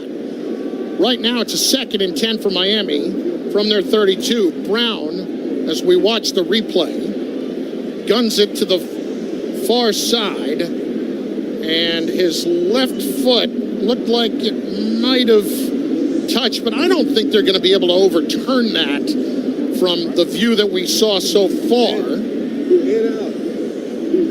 Horton makes the catch. His left foot, did he have control of it when his left foot? Yeah, from the other angle, looks like maybe he did. I mean, it's a heck of a catch. was a heck of a catch keeping one foot in, but I think his left foot is down there, and they're going to overturn that. You're right. Got a better view on the other angle. And it looks like it is a catch. So we have a Pac-12 crew, and our referee, Justin Elliott, is over taking a look at the replay at the 20-yard line. 14-7, Rutgers with the lead over Miami. 16 seconds left in the first half. Miami driving to the Rutgers 32, maybe more if this is overturned. You have 16 seconds left. You're going to have a second and short. You have 2 timeouts on the 32. Well, I guess it'll be closer than the 32-yard line. You have to, I'd imagine you go to the end zone, you try to get something a lot closer than you're trying to go score a touchdown if you're Miami. You're not settling for any field goals here. You're not trying to get it to the center of the ball in the middle of the field. You're going to go for a touchdown. They have Rutgers defense on their heels. And they're going to have to make a big play. I expect Rutgers to send some pressure here. He's been a little bit comfortable back there, though. They've been quick throws to get pressure, maybe to Ray, as we saw earlier with a sack in that backfield. Here's the ruling. After review, the receiver caught the ball with a foot in bounds at the 24-yard line. It's second down at that spot. Game clock operator, please put 17 seconds on the game clock. 17 on the game clock, please. So that puts it at the 24 and would make it, should only make it 2nd and 2. The scoreboard says 3rd and 2, but it should only be 2nd and 2 here for Miami. So they gained 8 on the play. Thomas Amakwa remains in the game for Flip Dixon. Bo Masco is out there lined up in the slot against Ray Joseph of Miami. Jakari Brown in the shotgun with Parrish to his right. 2nd down and 2 Miami. Brown takes the snap. He's going to pull it down. He's going to run up the middle, and he will get taken down inside the 20 at the 18 as the clock runs down to 9 seconds left. Miami spends a timeout. They have 1 left. He picked up the first down, but... Timeout. Miami, they're second. 30 seconds. Finally got tracked down by Mohamed Touré, among others. So 9 seconds left in the half. Miami, which had really done nothing for the better part of about 23 minutes, has come back in this game. They put together a 75-yard drive to make it a 14-7 Rutgers lead, and now they have an opportunity to try to get in the end zone. Probably got one chance here, Mike, to throw it in the end zone here. They also do have a timeout, so they don't necessarily have to throw it to the end zone. Yeah, but I think one play to try to score a touchdown before they kick a field goal, whether they decide they want to try to throw it into the end zone or throw it underneath and let them get a catch and run. Either way, you've got the timeout, you can get down and then be able to kick the field goal as half expires. But to your point, for the Miami offense, they haven't really done much. The Rutgers defense has given them the first downs with the penalties, and it's really changed the complexion of the game here in the second quarter. Penalties against Rutgers. 3 for 45 yards, all 15-yarders. First down Miami at the Rutgers 17. Brown in the shotgun, 2x2 receivers. Takes the snap, surveys the defense, turns, throws left for the end zone. It is caught. Touchdown! Restrepo has got it for Miami just inside the left pylon. And the Hurricanes are within an extra point of tying this game up. Yeah, that seemed like it was just a switch concept. Rutgers was in man defense. They caught Restrepo, their best receiver, against Deion Jennings, a middle linebacker. It's a mismatch. They found it to the corner, threw a back corner fade, and they're looking for a review saying maybe Restrepo was out of bounds. Well, Restrepo, his fade was down on the white in the end zone, but was his left foot in bounds. They're going to take another look at this. So we watch replays here. Matt Shiner says no. No dice? No, that it shouldn't be a touchdown. Xavier Restrepo. After video review, the pass was incomplete as the receiver was out of bounds. It's second down at the 17-yard line. Wow. And that was a quick review from upstairs. The expedited review, always appreciated. So with 4 seconds left, that's going to send the field goal unit out for Miami. Andy Borregales this year. He definitely came down with no feet down, with his right cheek, if you will, on the white. And I don't mean the cheek on his face. Here's an attempt of 31 yards for Borregales, and a timeout taken by Greg Schiano to ice him. Timeout. Rutgers, their third and final. 30 seconds. And maybe I'm silly, but I just think situations like this in bowl games, I'm like, fake, what's going to happen here? There's a lot of momentum. There's a lot, like you said, it's been a chippy game. You have a mentor versus mentee when you talk about Greg Schiano and Mario Cristobal. I wonder if they try anything funky here, but we know that Rutgers is going to try to block this. Yeah, I know that Greg Schiano's probably thinking the same thing, because if you go back to 2008, the Papa John's Bowl, first possession of the game, we go out to kick a field goal and we run a fake field goal for a touchdown. So be aware for everything in a bowl game. So this is a 34-yard attempt for Borregales. The holder is Will Hutchinson. He is not a quarterback by trade. 4 seconds left and a half. Snap, spot. The kick is up, and it is good. So Miami, as time expires in the first half, cuts into the Rutgers lead with 10 unanswered points. And it's a 14-10 Scarlet Knight lead, and the Hurricanes will get the football to start the second half. Here at Yankee Stadium, it's the Pinstripe Bowl. Rutgers back in the postseason and looking for their first bowl win since 2014. We'll step aside. Mark Malusis, Eric LeGrand will guide you through halftime. You will hear from Jamal Westerman, the former Scarlet Knight as well, who is now on staff with Rutgers. Stay with us. 14-10 Rutgers over Miami on the RWJ Barnabas Health Rutgers Sports Network from Learfield. Saturdays are made for football, and when the game is on, we're finally off. Off duty, offline, out of office. A cracked Coors Light is our do not disturb message to the world. On game day, we don't think about the 9 to 5, but worry about the 4th and 1. So this Saturday, grab a Coors Light, press play on some pigskin, and pause on everything else. Coors Light, mountain cold refreshments, made to chill. Official partner of the Scarlet Knights. 2021 Coors Brewing Company, Golden, Colorado. Celebrate responsibly. Your home for the Scarlet Knights. This is the RWJ Barnabas Health Rutgers Sports Network. And here's Heather with the weather. Well, it's beautiful out there, sunny and 75, almost a little chilly in the shade. Now, let's get a read on the inside of your car. It is hot. You've only been parked a short time and it's already 99 degrees in there. Let's not leave children in the back seat while running errands. It only takes a few minutes for their body temperatures to rise, and that could be fatal. Cars get hot fast and can be deadly. Never leave a child in a car. A message from NHTSA and the Ad Council. The possibility of lung cancer can be pretty scary, especially if you're one of approximately 8 million current or former smokers at high risk. That's why SaveByTheScan.org wants you to know that now there's a breakthrough low-dose CT scan that can detect lung cancer early, and it only takes 60 seconds. You stop smoking, now start screening. For an easy quiz to see if you're eligible, visit SaveByTheScan.org. It could save your life. SaveByTheScan.org is brought to you by the American Lung Association's Lung Force Initiative and the Ad Council.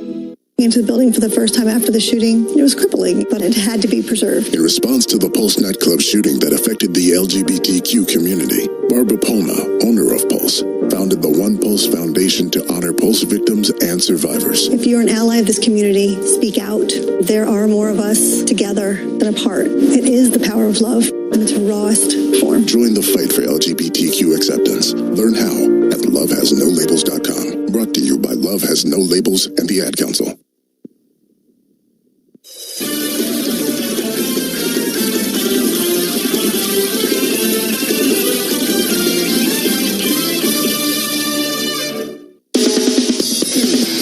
It's halftime on the RWJ Barnabas Health Rutgers Sports Network. Coming up on our halftime show, we'll have scores from around the country and an update on Knights in the NFL. But first, here are the halftime highlights. Here's your host, Mark Malusis. We are at the half of the Pinstripe Bowl here at Yankee Stadium in the Bronx. Your Rutgers Scarlet Knights leading Miami 14-10. Mark Malusis and Eric LeGrand alongside with you. Kyle Monungai in the first half, 16 carries, 69 yards, and a touchdown. Gavin Wimsatt, 6 of 10 for 78 yards. Jumped out to a 14-0 lead. Miami scores 10 unanswered points to close out the first half. They will get the ball to start half number 2. Won the toss, deferred to the second half. So we got ourselves a ball game going to the second half, Eric. We sure do, Mark. And the penalties that happened at the last 2 drives was the killer for the Scarlet Knights. It was a dominant performance from them up until those last 2 drives because of the penalty. But I'll tell you what, I told you that they're going to have a long drive to be able to win this game. They opened up with a 13-play drive for a touchdown, and then also I said that we might see somebody that we may not have heard of before in the past, and Abram Wright coming up with a big interception in that first quarter as well for the Scarlet Knights. So they got to clean a little bit things up and going into the second half, but so far so good. Yeah, 170 yards, the total offense for the Scarlet Knights in the first half, 12 first downs, 3 of 6 on third down conversions, 75 yards, 78 yards through the air, 92 on the ground for Miami, 10 first downs, 3 of 5 third down conversions, 101 total yards of offense, 59 through the air, 42 on the ground. Did turn the football over on one occasion. You mentioned it, that interception, which led to the Scarlet Knights' second touchdown of the afternoon here at the Pinstripe Bowl, which jumped them out to the 14-0 lead. And for a Miami Hurricane team with a new starting quarterback, 2 new safeties for Mario Cristobal, you saw it was kind of a team that was trying to get a feel in the first half. We'll see exactly, how consistent their performance is in half number 2. Yeah, right up front, you can tell the Scarlet Knights came out on a mission to try to dominate this game up front, and you can tell Monungai was primed and ready, and he's going to be having a big half for the second half for the Scarlet Knights if they want to have success. He's starting to get going, and we know Kyle Monungai gets stronger and stronger as the game goes on. But Gavin, you saw he was completing some passes.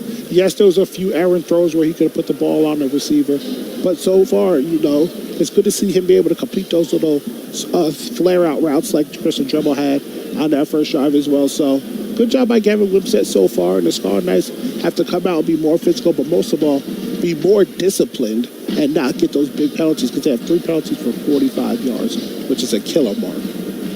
Once again, we're at the half. Rutgers leading Miami 14-10 in the 2023 Pinstripe Bowl here at Yankee Stadium in the Bronx. You're listening to Rutgers football on the RWJ Barnabas Health Rutgers Sports Network from Learfield. JAG Physical Therapy is proud to be the official in-network physical therapy provider for Rutgers University Athletics. JAG Physical Therapy treats patients of all ages and abilities, including care for general orthopedic, sports and musculoskeletal injuries, workers' compensation cases, and Medicare patients. With over 140 facilities throughout New Jersey, New York, and Pennsylvania, there is sure to be a location convenient for you. Get back the life you love with JAG Physical Therapy. For more information on the services they provide or to make an appointment, visit jagpt.com. That's JAGPT.com. It's the fourth quarter and you're in the red zone. The leader you choose now matters more than ever. Call Ed Nugent and the home team at Red Door Real Estate, 732-266-7311 or GoRedDoor.com. Take advantage of their 4+ decades of knowledge, skills, and experience to optimize your winning strategy and get you the best results possible. Call Ed Nugent at 732-266-7311 or GoRedDoor.com. Proud partner of Rutgers Athletics. Go Rutgers and go Red Door. College sports fans now have access to hundreds of weekly podcasts that zero in on the college sports world. Now available in the Varsity Podcast Network and part of the new Varsity app. The app is free and available from wherever you get your favorite apps. Download the Varsity app today to have access to hundreds of national podcasts as well as your favorite team-focused podcasts. The Varsity Podcast Network, now available for free on the Varsity app. Download from the App Store and listen today.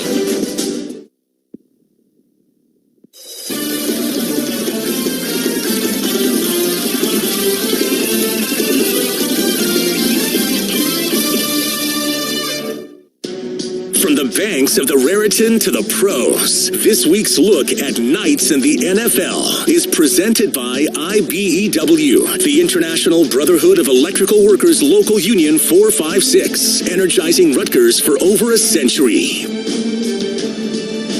Once again, we're at the half at the Pinstripe Bowl. Rutgers leading Miami 14-10. Before we move forward, let's pause 10 seconds for stations to identify themselves across the Rutgers Football Radio Network.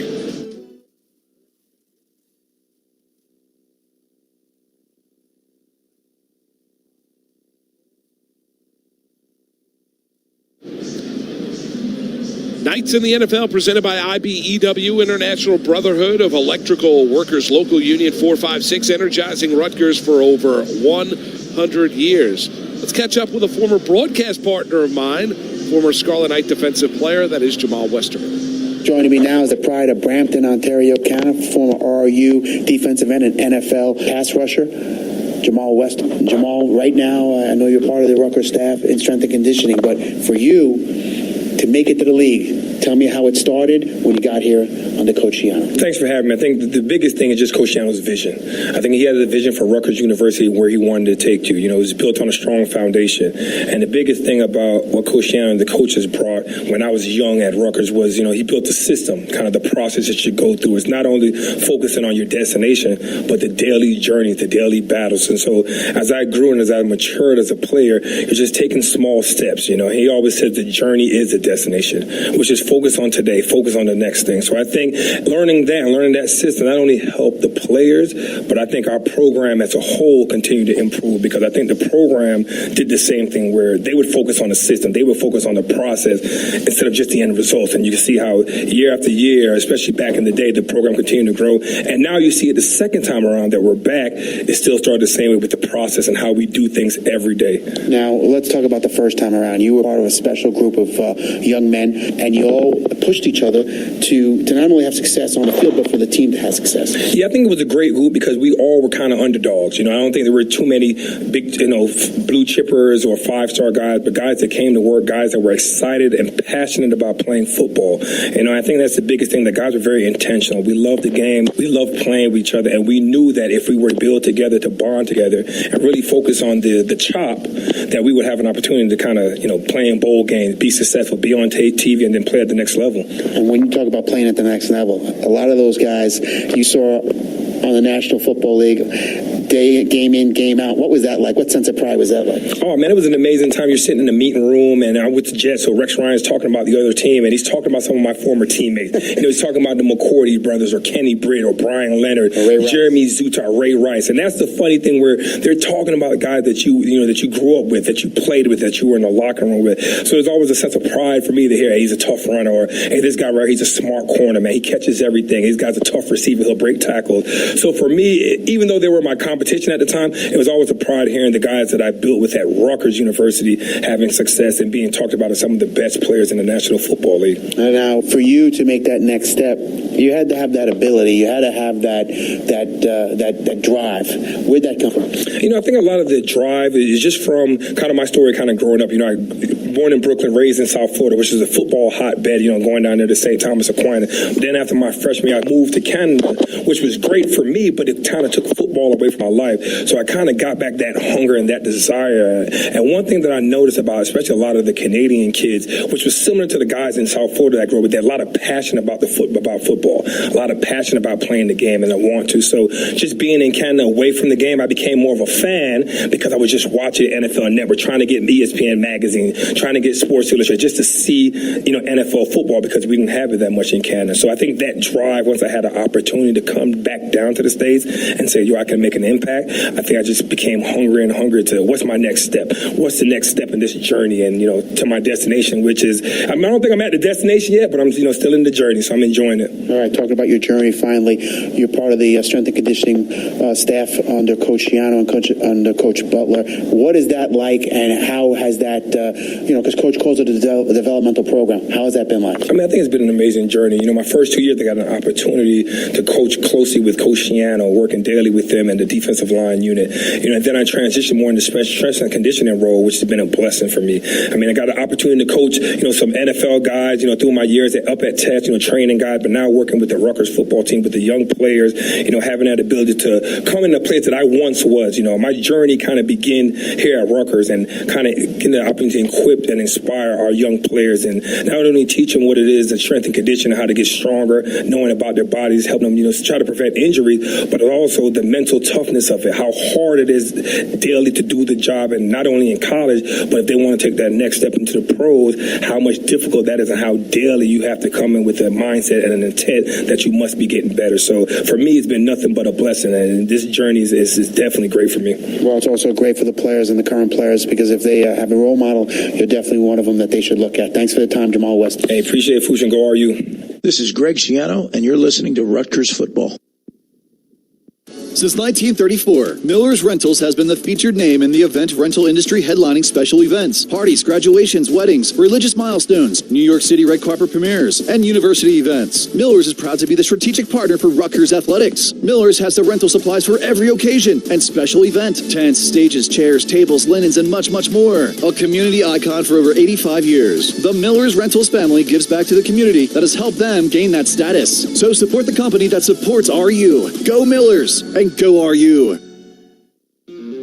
Jesco, the down-to-earth equipment people. Rely on Jesco, your local partner for top brand equipment sales, product support, rentals, and technology for over 50 years. We provide John Deere construction equipment, ditch witch, underground, and hydro-excavating solutions, work and road building, Kleeman crushing and screening, and Fugala paving products. Get down to earth with Jesco. Call 1-800-241-7070 or visit online at www.jesco.us.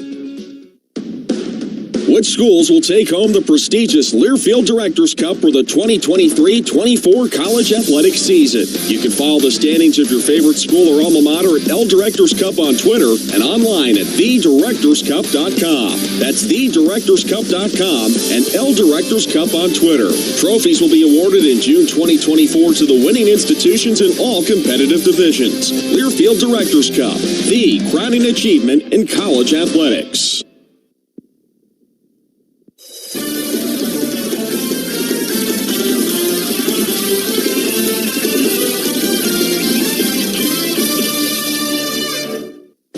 Halftime stats are powered by SHI's Data Center Solutions. SHI, innovative solutions, world-class support, proud partner of Rutgers University. Welcome back inside Yankee Stadium, 2023 Pinstripe Bowl. After 30 minutes of football, the Scarlet Knights leading Miami 14-10. Miami will get the ball to start half number 2. Both teams heading onto the field for their halftime warm-ups before the ball gets kicked off in less than 5 minutes from now. Mark Malusis, Eric LeGrand with you. Second half adjustments, Eric. What do you want to see from the Scarlet Knights half number 2 here to pull out a Pinstripe Bowl victory? Clean up the penalties, be smart, don't make dumb decisions, don't let the emotions of the game get to you to make dumb plays out there. And line up and play physical football, and after the play you celebrate with your team and go back to the huddle. And then on the offensive side, they got to get back to some of that play action game, because but now guys finding success on the ground, and you start to see Miami is going to start run blitzing them and try to see if they can make Rutgers predictable on offense. So Rutgers is going to have to go back to the play action pass game. And when those routes are open on those slant routes, Gavin must put the ball on those wide receivers and let them be able to make plays. How about what they've done with the young quarterback in Brown for Miami? He's starting to get settled in a little bit, so they're going to have to start to try to confuse him a little bit. You see he's going to his slot receiver express row, and he's going to be able to connect with him on a lot of those routes towards the end of that first half. But Rutgers is going to have to start dialing up pressure. They're going to have to try to get to him make second decisions where he has to start thinking back there and get a little bit confused. But you can see he's starting to settle in a little bit now, and you don't want that at all for the Scarlet Knights. Miami will get the ball to start half number 2. That'll do it for Eric, myself, straight ahead. Chris Carlin, Mike Teal, Julian Pinnick-Zodrick, and Anthony Fusilli, they'll describe all the second half action for you. Eric and I will rejoin you once this one goes final. Once again, at the half, Rutgers 14, Miami 10 in the Pinstripe Bowl at Yankee Stadium. You're listening to Rutgers football on the RWJ Barnabas Health Rutgers Sports Network. We're coming to you from Learfield. New Jersey packs a lot of wow into every winter getaway. We got wows to knock your ski socks off, wows to warm your soul, and wows to blow your mind. New Jersey. It's one wow after another. Find your wow at visitnj.org. New Jersey. Little state. Lot of wow.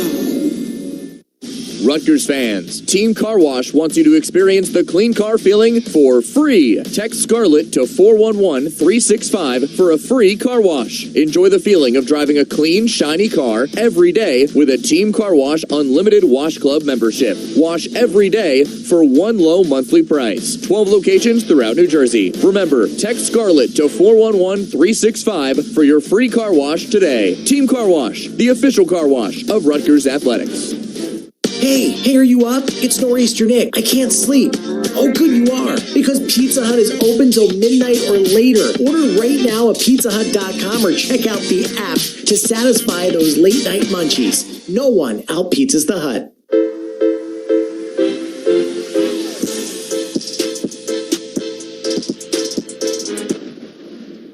Pizza Hut wings are bigger and better than the other pizza guys' wings.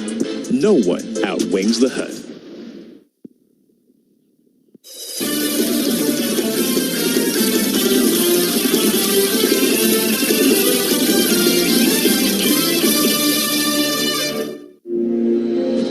This copyrighted broadcast is an exclusive presentation of Learfield under the broadcasting rights granted by Rutgers, the State University of New Jersey. Reuse of this presentation is prohibited without the expressed written consent of Rutgers University and Learfield. Announcers are provided by Learfield and approved by Rutgers University.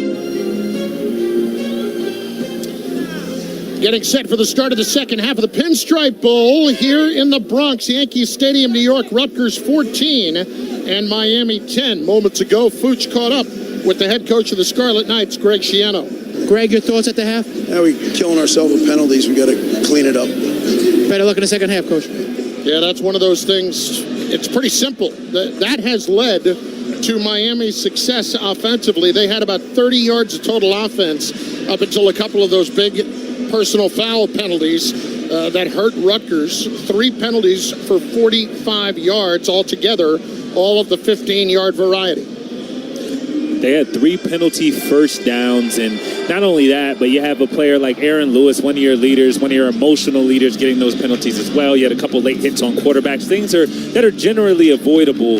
And so, Coach Schiano said it going into the half there, and I think Miami is going to want to make this emotional game. You mentioned at the beginning of the broadcast, Chris, there was some chippiness before the game. We're hearing there's some guys chirping down there. So Rutgers has to stay composed, stay on their track, because they came out, punched Miami in the mouth, but you don't want to make it this emotional game and trying to take cheap shots at guys, because that's a game that I think Miami will then make into their advantage. So if you're Rutgers, you have to calm down a little bit, play your brand of football, and get back on track here in this second half. I mean, it's a great point. I mean, Mike, playing that kind of football, Miami wants to get under your skin. Yeah, no question. And they showed that they're going to play, a little after the whistle. And, unfortunately for the Rutgers defense, they've been the ones to react and given Miami a break here in the second half. Here is Jude McAtemney to kick off. Shorter kick at the 7-yard line. Ray Joseph fields it out across the 20, running left, and taken down out of bounds on the Rutgers sideline near the 30-yard line. So it will be Miami with the football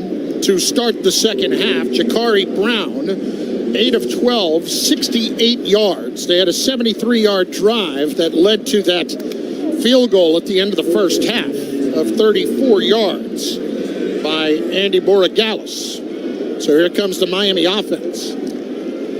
And they may not have scored a touchdown, but this Miami offense is a little bit more confident than they were at the beginning of the game, ending the half with points and almost scoring a touchdown there, showing some opportunities and showing Brown can get the ball out of his hands into these receivers. Rutgers defense will be prepared for those quick throws. Pistol formation handoff. It is Henry Parrish running off tackle left, and he gets it to the 35-yard line, and a gain of about 4. Parrish had 2 100-yard games this season for Miami, transfer from Ole Miss. So it'll be second down and officially 7 coming up, just a gain of 4 as they mark him down at the Miami 34-yard line. Parrish was third-team All-ACC last year. He lines up to the left of Brown in the shotgun, 2 tight ends on the right side and 2 wideouts to the right. Ball on the left hash. Here is the fake handoff. Brown keeps himself running outside and is run out of bounds by Eric Rogers, who tried to go low on the 6'4", 220-pound Brown. Picked up about 4, 3rd and 3. That was a similar play Miami ran on the touchdown. It was an unbalanced set, meaning they had most of their receivers to the right, and they make one receiver ineligible because he's covered up, and they tried to take advantage of numbers and run the quarterback out to the short side of the field. That time, great job defending it, or a better job defending it by this Rutgers defense. Pooch, good news on defense. Yeah, Flip Dixon back on the field to safety position. That's a huge boost for Rutgers defense. What a season he has had to transfer from Minnesota. 3rd down and 3. Miami on 3rd downs today. 3 out of 5. Brown will keep it himself, try to run right, and he's close to a 1st down out near midfield. Bo Masco, the freshman, came up and made the tackle, but moved the sticks. Right now, Miami taking advantage of the aggression of this Rutgers defense. We're seeing some fake tosses, fake handoffs, and then them taking the ball and going in opposite direction. Taking advantage there, Wesley Bailey crashing down on the potential running back, and then Brown ends up keeping it and going around the edge, getting the 1st down. Right now, Miami trying to slow Rutgers defense down as they know they were aggressive against the run, and hopefully they'll be able to create a balanced attack. Miami 1st down from their own 44. Motion to the near side. Brown fakes the handoff, drops to throw. Pressure is coming. Flags fly. Throws it to the sideline. It is caught by the tight end to the near side. That's hauled in by Riley Williams, who took it down inside the 45, but I think this is coming back on a hold. Yeah, Motoré got tackled there coming in on the blitz, and we know that he has the most TFLs here on this Rutgers team, and that seems to be the plan for Joe Harris-Simiak, to get number 1 in the backfield instead of in coverage and get some pressure on Brown and not make it easy for him to throw. There is no foul on the play. It's 2nd down. Wow. No way. There's no way. I watched it here from the end zone. Him get tackled on the linebacker blitz. That was Ryan Rodriguez, the center, who tackled him, and then pick up the flag. So that moves the football into Rutgers territory, and Greg Schiano still looking for an explanation as to why that happened. How rare is it that you would see a holding flag picked up? Yeah, I'm not sure. That's boggling my mind. I watched it clear as day, and he threw the flag the same way I call holding up here in the booth, and I guess that's why I'm not a ref. 43-yard line of Rutgers for Miami. 1st down, they'll go to the pistol formation. Jay Allen is in the backfield, lined up behind Jakari Brown. Twins right, Rutgers with a 5-man front. They pitch it in front to Jaden George. George will take it and get a 1st down to the 30-yard line on the end around. Jacoby George, on that little pitch forward, it'll count as a reception, and he'll pick up about 14 yards to the 29 of Rutgers. Yeah, the difference in this running game right now than what we saw the first couple Miami drives is that they're using misdirections, they're reading defensive ends, they're leaving guys unblocked, and they're playing a speed game right now, a speed and numbers game with this Rutgers defense, who they know they're not going to be able to play teeth-to-teeth downhill football on. This is a team that's used to playing in the Big Ten, so they're going to use their speed and go sideline to sideline, and it's working for them right now. And the pistol, George will hand it off at Jay Allen up the middle to the 27 of Rutgers, where he is stopped in his tracks by Flip Dixon and Deion Jennings, a gain of 2. You talk about, halftime adjustments. One thing that I think is extremely overrated, because coaches are always making adjustments, but after a long layoff, you put in a game plan against an opponent that you're not super familiar with. Definitely some adjustments at halftime by the Miami offense. Like you said, JPO, getting more sideline to sideline rather than north and south, and they've had some success so far doing that in the second half. Rutgers 14, Miami 10, early 3rd quarter. Miami driving. Handoff up the middle. Parrish explodes past the 20 and down to the 15. Rogers finally got him to the ground, but Henry Parrish breaks a tackle and picks up a 1st down. And I think Rutgers has got a player down on the play. And also a penalty flag as well, perhaps?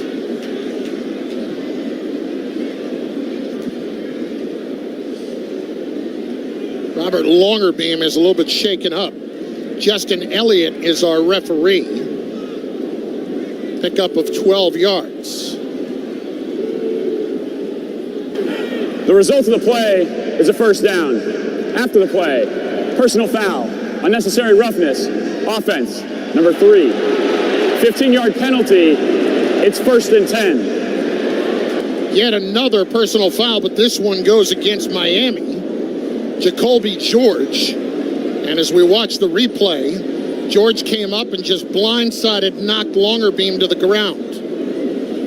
That's how Miami's going to play it right now. Yeah, that was corny. He ran up behind him. The play is over. Longerbeam has his back turned and just pushes him in the back. As clear as it gets. And if there's not any indication that that's the type of game they want to play, Rutgers knows it now. And they're not even they showed the replay once, and they're not going to show it here on the big screen. But Rutgers understands this, and I think these are the chippy games. You know, if you're this New Jersey team, this up north team that you like to get into because you know you could weather the storm in a clean way, but they're going to have to play discipline and not fall for a couple of those tricks. Meanwhile, Longerbeam is sitting up, and they are tending to him. He is able to get up now with the help of the training staff and walk off under his own power. Maybe it just kind of knocked out some of the cobwebs, maybe. Yeah, especially when you're not looking, you know.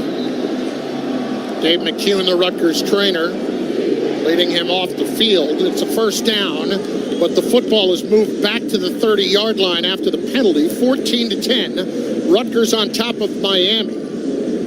Here at Yankee Stadium in the Bronx for the Bad Boy Mowers Pinstripe Bowl. Chris Carlin, Mike Teal, Julian Penix-Odrick, Anthony Fusilli, our spotter and statistician Max Shiner, and of course our producer-engineer Paul Schrager. First down Miami, Jacoby Brown fakes like he's going to run, wants to throw, chucks it up deep right, wide open. It's Restrepo in the end zone, hauls it in for the Miami touchdown. Xavier Restrepo had a touchdown wiped off earlier, and Miami has come back down 14-0, and they take the lead 16-14. Holding. Defense, number 4. Penalties decline. The result of the play is a touchdown. And so the Hurricanes have come back to take the lead. And a nice throw from Jakari Brown, but frankly, Restrepo was open, wide open. And what they did is they faked the run with Jakari Brown. They've gotten this Rutgers defense on their heels. They don't know if he's handing it off, if he's keeping the ball, is he going to run it. He was able to suck up the DBs and the linebackers. Right there, Shaquan Loyal had his eyes on Brown, took his eyes off Restrepo, and Restrepo, one of the best receivers in this conference and in the country, scored a touchdown. Point after is up and good as Miami takes the opening kickoff of the second half, and they go 69 yards in 8 plays to take a 17-14 lead over Rutgers with 10:33 to go here in the third quarter. We step aside on the RWJ Barnabas Health Rutgers Sports Network from Learfield. And we're back with the action. Coke Zero Sugar might be the best Coke ever. That's right, Jim. With an irresistible taste and zero sugar, Coke Zero Sugar is a must-try for any sports fan. So make sure you... Wait, Jim, I didn't mean try it right now. We're still on the air. Best Coke ever? Take a taste, Jen.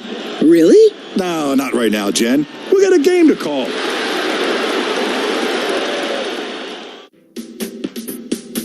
Are you looking for the best burrito in New Jersey? Look no further than Bubba Coos Burritos. With over 40 locations in the Garden State and endless choices of proteins, toppings, and Mexican fusion flavors, there's a perfect entree for anyone. Come in for the vibes and stay for the food. Visit BubbaCoos.com.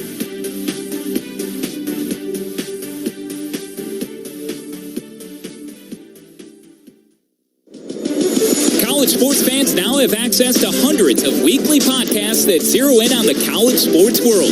Now available in the Varsity Podcast Network and part of the new Varsity app. The app is free and available from wherever you get your favorite apps. Download the Varsity app today to have access to hundreds of national podcasts as well as your favorite team-focused podcasts. The Varsity Podcast Network now available for free on the Varsity app. Download from the App Store and listen today. Third quarter at the Pinstripe Bowl in the Bronx, New York. Let's get downstairs to Fooch on the sideline. Well, gentlemen, Robert Longerbeam is out of the tent. He's back on the sidelines with the Rutgers defense, and you just wonder, he went down into Miami, just decided to go right after the ball down the field where he would have been. Well, that is today's injury report brought to you by RWJ Barnabas Health, official healthcare provider of Rutgers Athletics and New Jersey's most comprehensive academic health system. To learn more, visit rwjbh.org. Let's be healthy together. So, Rutgers will get the football back for the first time here in the second half as Miami takes advantage of the opening drive. Rutgers defensively got to start to figure this out a little bit. Julian, what can they do a little bit differently to get back to what they were doing early in this game? Well, I think they were trying it, but I think that's getting pressure on Brown. And I think so what they sent, what I thought was a holding call, was Teray up the middle, but maybe getting pressure from the edges, because right now Brown is able to run. He's capturing some of these edges on the read option runs, and right there they did a fake QB sweep. That's what got Shaquan Loyal's eyes drawn to the backfield and ultimately Restrepo to the corner of the end zone. But we thought about what the difference between not having Max Melton was, and I can't say whether he was supposed to be there on that play, but a lot of the rotation in the DBs is definitely going to have an effect on this game if Miami's able to keep going down the field with the ball. Andy Borregales kicks it deep. Christian Dremel calls the fair catch as he backpedaled into the end zone, so Rutgers will get it 1st and 10 at their own 25. And Mike, Scarlet Knights have not had trouble moving the football today. 170 yards of total offense, and they've had it for nearly 20 minutes. Yeah, they controlled really that whole first quarter, and the second quarter, Miami was able to stay on the field a little bit longer because of the penalties, but getting back to running the football, controlling the clock is what Rutgers wants to do here. You don't want to get into a sprint and a shootout with Miami. Twins right, tight end to the right side. Sean Bowman, he'll motion over to the left side. Gavin Wimsatt in the shotgun, first down. Handoff, Kyle Monangai peeling off the first tackler to the 29-yard line, and a gain of 4. Jared Harrison Hunt and Kiko Maui-Noa, they're on the tackle for the Hurricanes. Yeah, you see Rutgers offense there, much like Miami coming out of the second half. A lot of stuff in between the tackles in the first half. Right there, off tackle for the Rutgers offense to get to the edge, try to make Miami play the whole width of the field, not just between the tackles. Monangai to the right side of Gavin Wimsatt in the shotgun. Gavin checks with the sideline. Dremel, Washington, wide right. Gavin takes the snap. He'll hand it off. Monangai again. Kyle trying to push forward. Is close to a first down, but about a yard short at the 34-yard line with 9:37 to go in the third quarter, and it'll be 3rd down and 1. Yeah, for Rutgers, that's where you want to live. You want to live in 3rd and short. You want to be able to control the football, run the football on positive plays, stay ahead of the chains. Really good opportunity now to convert on 3rd down, stay on the field, keep the drive alive. Monangai, 78 yards on 17 carries. Looks like they're going to line up in the tush-push formation. Wimsatt takes the snap, and he gave it to Monangai, who popped outside. And Monangai will get the first down and more into Miami territory, or close to it, right at the 50-yard line. Yeah, it looked like, I had a little inkling that there would be some trickery on that tush push. And to your point earlier, where they lined up in that QB sneak formation and drew the Miami defense off sides, maybe this, Coach Shiraka knew that Miami was going to be a little bit on their heels, not want to get drawn off sides and get caught off guard with the handoff, like we saw in the Ohio State game to Kyle Monangai. Great play. A little different version of the Rutgers Rooski. Okay, there you go. We got a name for it. On first down, here's Wimsatt dropping to throw. Wimsatt rolls out, throws out in the flat, incomplete. Intended for Sam Brown in the area, Keontre Smith on the coverage, but Gavin was wisely throwing that one away. Yeah, trying to set up play action, take a shot down the field. Really good job by the Miami defense covering it up, and then Wimsatt trying to escape the pocket, get the ball to his back as a check down. Wasn't able to get it to the check down, though. 2nd and 10 from the Rutgers 48. Miami 17, Rutgers 14. 8:20 left, third quarter. They're in the Bronx at Yankee Stadium. Wimsatt in the shotgun set. Sam Brown to his left on 2nd and 10. Tight end right side. Ball on the left hash. Wimsatt drops to throw. Steps up in the pocket. taking a deep shot downfield, and it's incomplete. Intended for Jaquay Jackson, all the way down at the 10-yard line to Corey Couch. The safety was there on the coverage. Hey, a little interesting there by the Rutgers offense. Back-to-back deep shots down the field, pass game. They've kind of been running the football successfully, controlling the clock, and you go back-to-back shots to try to push the ball down the field. Now it leaves you in a 3rd and long. Not where you want to be if you're the Rutgers offense. So here it is, 3rd and 10 at the 48 of the Scarlet Knights, trailing by 3 midway through the 3rd quarter. 3 receivers to the right, including Sean Bowman, the tight end, in a slot. Gavin takes the snap, steps up in the pocket, fires left, caught Monangai well short of the 1st down. He got to the 47 of Miami. That's only a gain of about 5. And Rutgers will send out the punt team. It was almost like a pickup basketball game where the point guard says, hey, slow down, guys. Don't try to get into a sprint with this team. But right there, Rutgers throwing 2 incomplete passes in a row.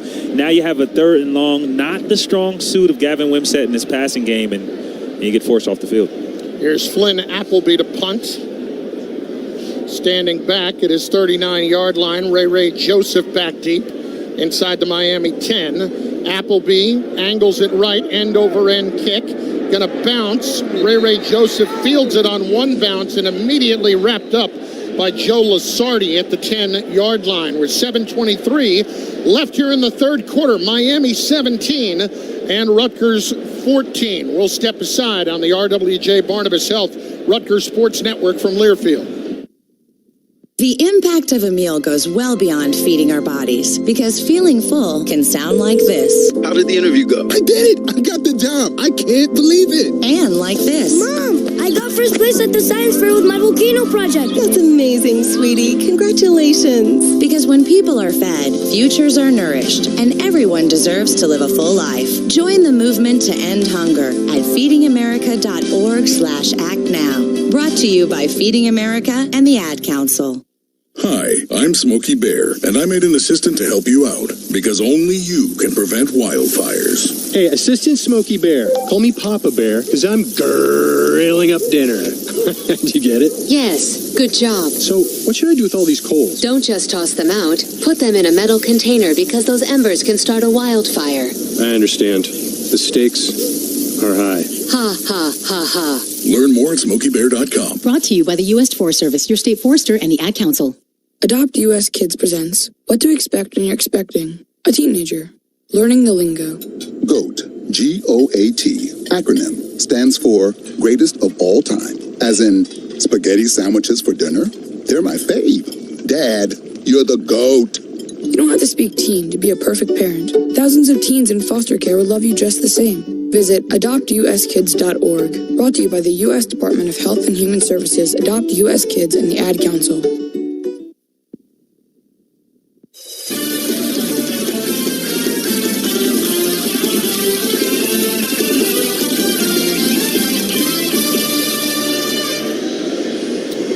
When you're out of town and want to keep up with live college sports, be sure to download the new Varsity Network app, available for both Apple and Android. Listen to college sports live with the new Varsity Network app.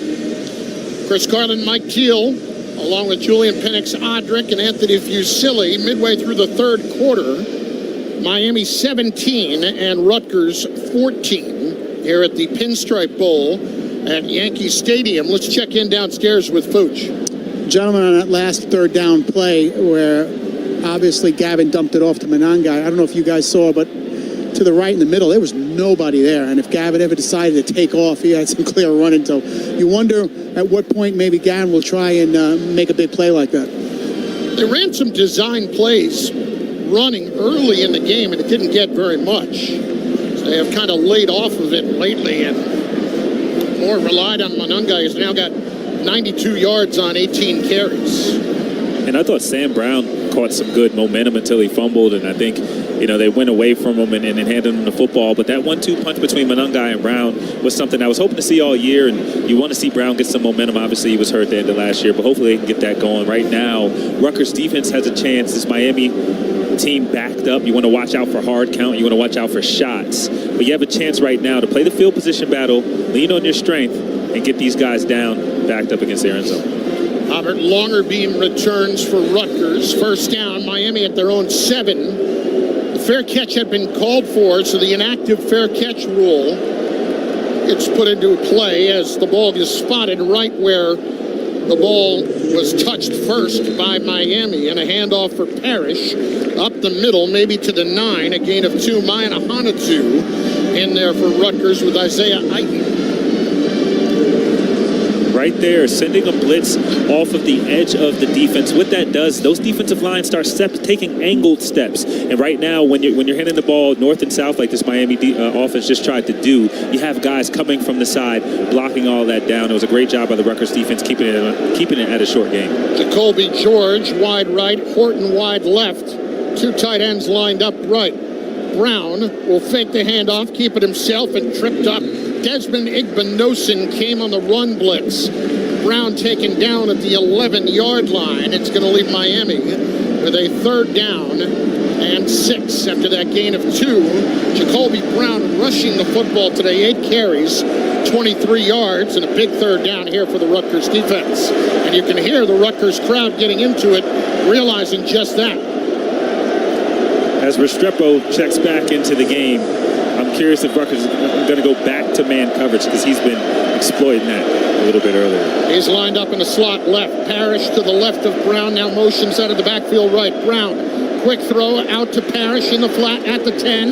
Dropped right at the 13. Longerbeam and Mohamed Touré stop him well short of the first down. And that Rutgers defense on the outside made a nice play and adjustment. And as a result, they forced the 3 and out.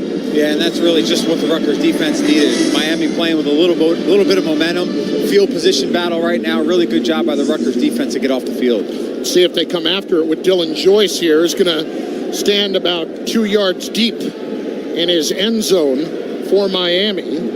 Another Aussie rules football player converted to punter. Christian Dremel back deep for Rutgers at midfield. This is going to be an angled snap to the right for Joyce. They angle it right. They come after it. They blocked it. It's loose and it's scooped up for a touchdown by the Scarlet Knights. And Timmy Ward has done it again. He did it last year for Rutgers, and Ward scoops it up for the score. Just when Rutgers needs a big play, Greg Schiano's special teams out there, block punt for a touchdown. You've seen it through all of Coach Schiano's years at Rutgers. When you need a big play on special teams, there it is, touchdown Rutgers, momentum changer for this football game. It was Trevor Yeboah Cody on the block and did a fantastic job to get around the personal protector. And Timmy Ward, for the 2nd consecutive year, the cancer survivor. What a story that young man has been. And special teams as penalty flags fly, and it was blown dead before the point after. Prior to the snap, false start, offense, number 89. 5-yard penalty, play the try. Victor Konopka, the guilty party, but what a story Timmy Ward is, and for the 2nd time in his career, he's able to return a block punt for a touchdown, and this time just had to fall on it right in the end zone.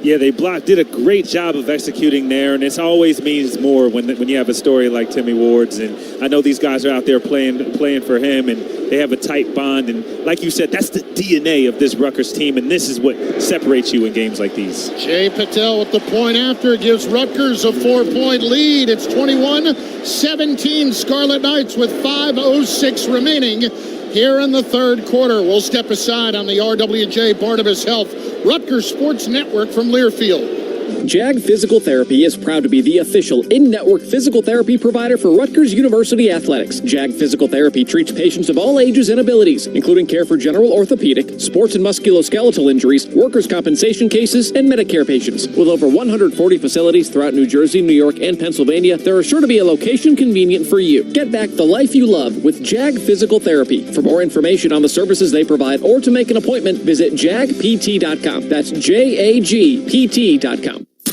If Big Ten football runs deep in your veins, then Sirius XM Big Ten Radio is what you need to listen to. We're talking conference and team previews, plus hear live games, news, and analysis from experts like Anthony Harris, Jake Butt, Mac McLeod, and Ben Hartsock.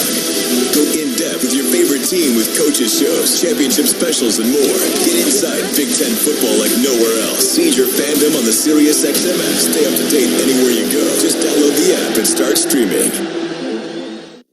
The hustle and bustle of Christmas is over, and it's time to treat myself for all of my hard work. So of course I went to Kohl's, and boy I'm glad I did, because it's their biggest clearance event of the season. I saved 70% on a cute pair of jeans, a cozy sweater, and some comfy PJs. Yep, going to Kohl's was just what I needed. Now to get back in the holiday spirit for New Year's. Select styles, up to 70% offer ends January 21st. Some exclusions apply. See store or Kohl's.com for details. Third quarter action is presented by Horizon Blue Cross Blue Shield of New Jersey, the official health insurance partner of the Scarlet Knights. Learn more at horizonblue.com. Listening to Rutgers football. This is Timmy Ward, and you're listening to Rutgers football. SHI helps companies select, deploy, and manage technology solutions that solve what's next. Find out how by visiting SHI.com. Timmy Ward battled Hodgkin's lymphoma and a torn ACL during his high school career. Walked on at Rutgers last season, returned a blocked punt, 7 yards for a touchdown against Michigan, and he has recovered yet another blocked punt. This one a little bit easier in the end zone for a touchdown as Trevor Yeboah Cody blocked it for the Scarlet Knights. Rutgers 21, Miami 17. Let's go to Vooch. Yeah, Chris Yeboah, former lacrosse player from Garden City, New York. But Chris, talking to some of Rutgers personnel before the game, they felt very confident that they were going to block a kick today. They went over and over and over during the 30 days to practice that, and they blocked a number of kicks in practice. They came in here feeling really good, and it worked out. Well, it has been a trademark of this program under Greg Schiano for sure. Jude McAtamney to kick off for Rutgers, approaches the football, kicks it toward home plate here at Yankee Stadium, and 7 yards deep taking a knee is Ray Joseph. So that defense forced the 3 and out. And that was the more important development at first to set up that block punt. Yeah, Miami's last offensive possession looked a little conservative, similar to what we thought might happen before the end of the half. They were a little conservative, a couple of short throws, weren't able to get going. They ran the ball with Brown. Rutgers did a great job of getting off blocks, getting the football on the ground, and then taking advantage with the cherry on top, blocking the kick. And when you're able to block kicks like that, that's a nightmare on that sideline right now for the special teams coordinator, trying to get his guys to focus on their regular jobs on offense and defense, but also on special teams to make sure that doesn't happen again.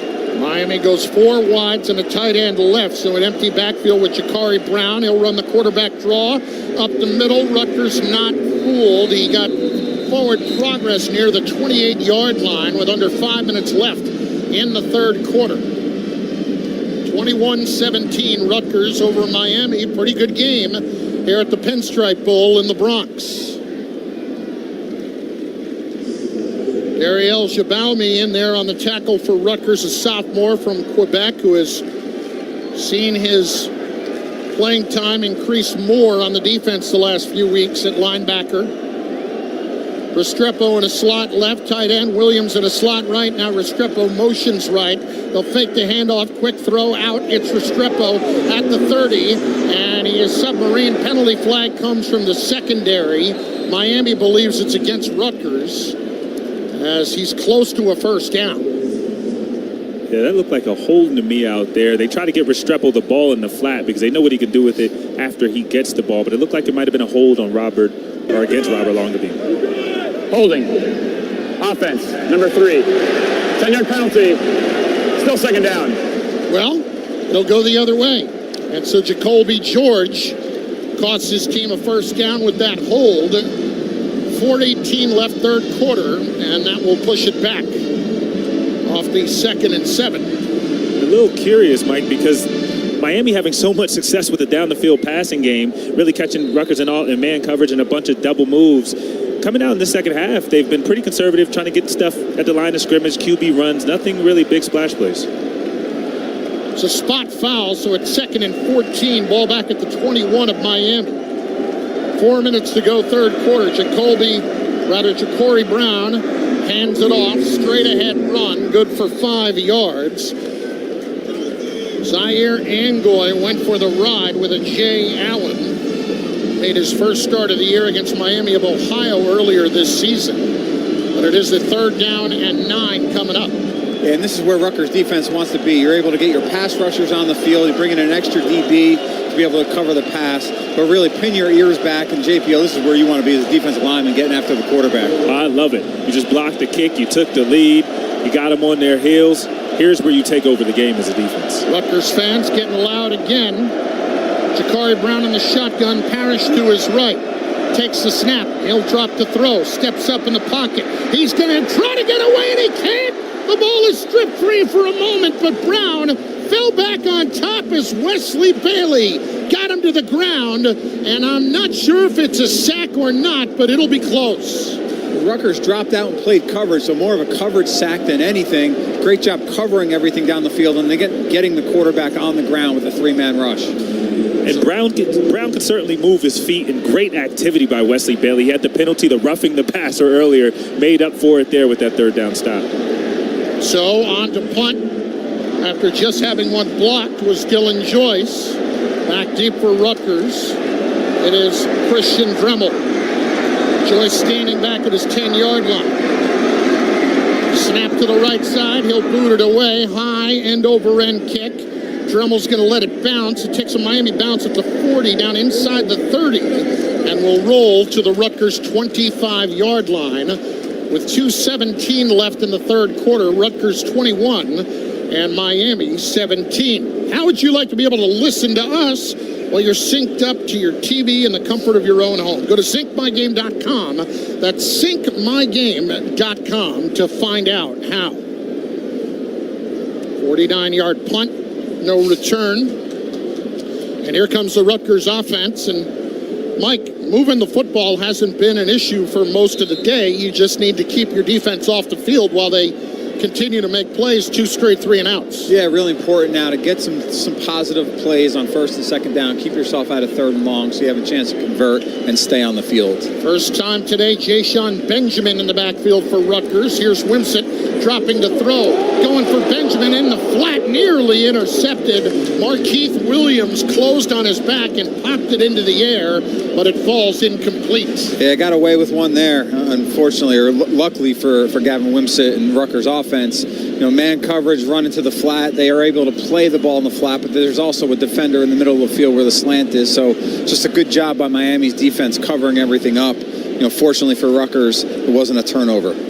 2nd down and 10, Rutgers from their own 26. They lead 21-17 late in the third quarter. Pinstripe Bowl, play clock down to 7. Wimsett stepped up to the line, gave out directions, hands it off now. Manangai, cutback run to the 31-yard line and a gain of 5. Kyle Manangai approaching 100 yards again. The second team all Big Ten running back, looking for his 6th 100-yard game of the season. You know, important now for Rutgers on 3rd and 6. Make it 7, I'm sorry, Mike. Oh, excuse me. Important for Rutgers on 3rd and 6 to find a way to convert. The momentum, you know, has kind of shifted back to Rutgers. Find a way to stay on the field, keep the defense off the field, but also more than anything, go back to controlling the clock and being able to run the football. Not a great spot. Give it to him back to the 30, so only a gain of 4.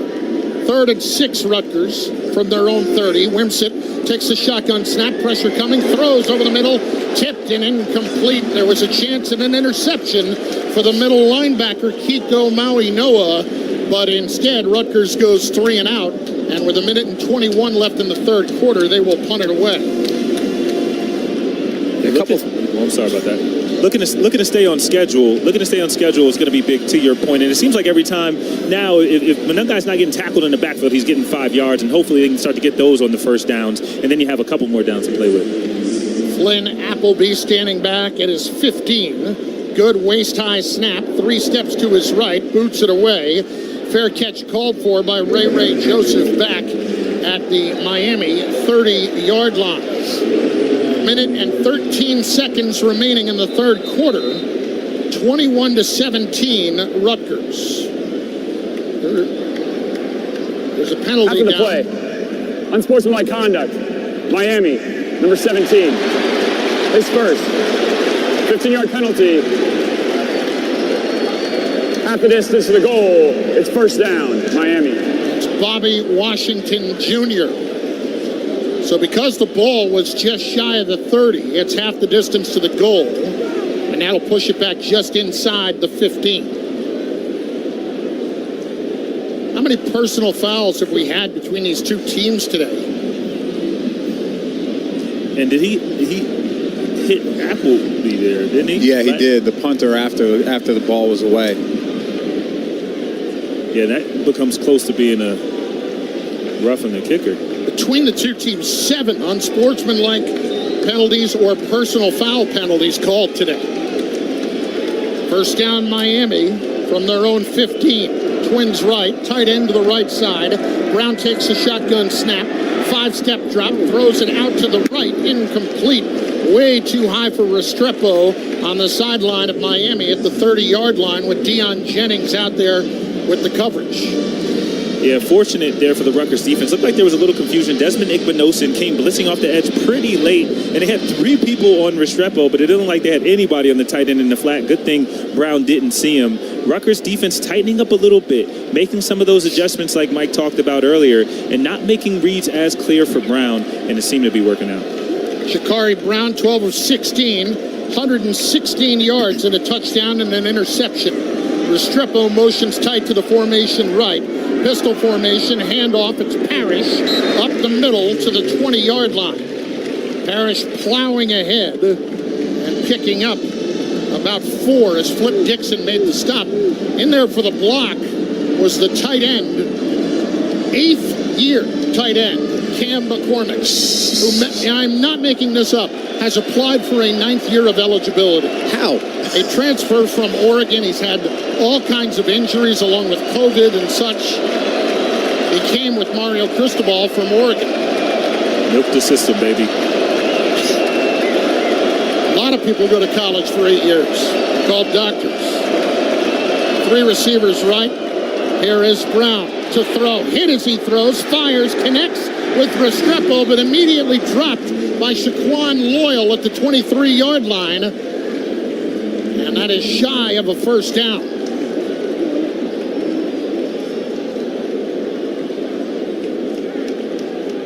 Looks like a 4th down and 1 coming up. Depends on the spot here as the third quarter comes to a close. Rutgers 21, Miami 17. We'll step aside on the RWJ Barnabas Health Rutgers Sports Network from Learfield. Jesco, the down-to-earth equipment people. Rely on Jesco, your local partner for top brand equipment sales, product support, rentals, and technology for over 50 years. We provide John Deere construction equipment, ditch witch underground and hydro-excavating solutions, work in road building, Kleeman crushing and screening, and Fugala paving products. Get down to earth with Jesco. Call 1-800-241-7070 or visit online at www.jesco.us. New Jersey packs a lot of wow into every winter getaway. We got wows to knock your ski socks off, wows to warm your soul, and wows to blow your mind. New New Jersey. It's one wow after another. Find your wow at visitnj.org. New Jersey, little state, lot of wow. Which schools will take home the prestigious Learfield Directors Cup for the 2023-24 college athletics season? You can follow the standings of your favorite school or alma mater at L Directors Cup on Twitter and online at thedirectorscup.com. That's thedirectorscup.com and L Directors Cup on Twitter. Trophies will be awarded in June 2024 to the winning institutions in all competitive divisions. Learfield Directors Cup, the crowning achievement in college athletics.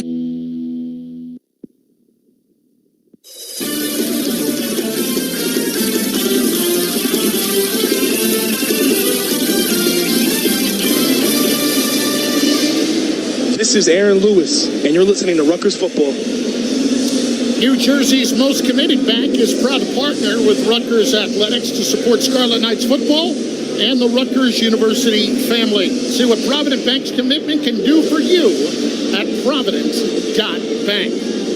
Start of the fourth quarter here at Yankee Stadium in the Bronx. Rutgers 21, Miami 17. Let's check in downstairs with Fooch. Yeah, Chris, on that last play, good pressure from defensive end Aaron Lewis from Williamstown, New Jersey. And, Rutgers got a big boost when he decided that, I need another year. I'm just not ready yet, and I'm not done yet. I want to accomplish more here at Rutgers. And announced he was coming back. And that was good news. And in the day today of college football, Chris, where everyone's heading to the portal, Rutgers has done a good job of maintaining their players to stay here under Coach Ciano. And, Fooch, it's so important. I'm glad you brought it up just from this standpoint. Because Rutgers has always been a developmental program when they have been successful. And it's important now to not serve as a farm system for those other schools when you develop players and then they transfer somewhere else because of NIL or anything like that, and you don't get to kind of reap the rewards of that.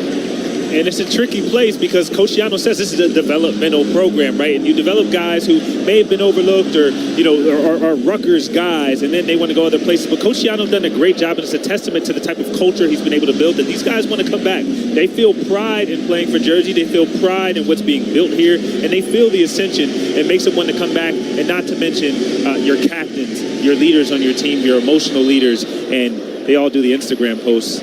I'm glad they're doing them to come back home. It's good news across the board. So many young men deciding to stay for another year. Here is Miami to punt. Dylan Joyce had it blocked just a few moments ago. Good snap. Helmet high. Line drive kick down the center of the field, and a fair catch called for at the 35-yard line by Christian Dremel of Rutgers. And the Scarlet Knights will start with the football after the 42-yard punt and no return.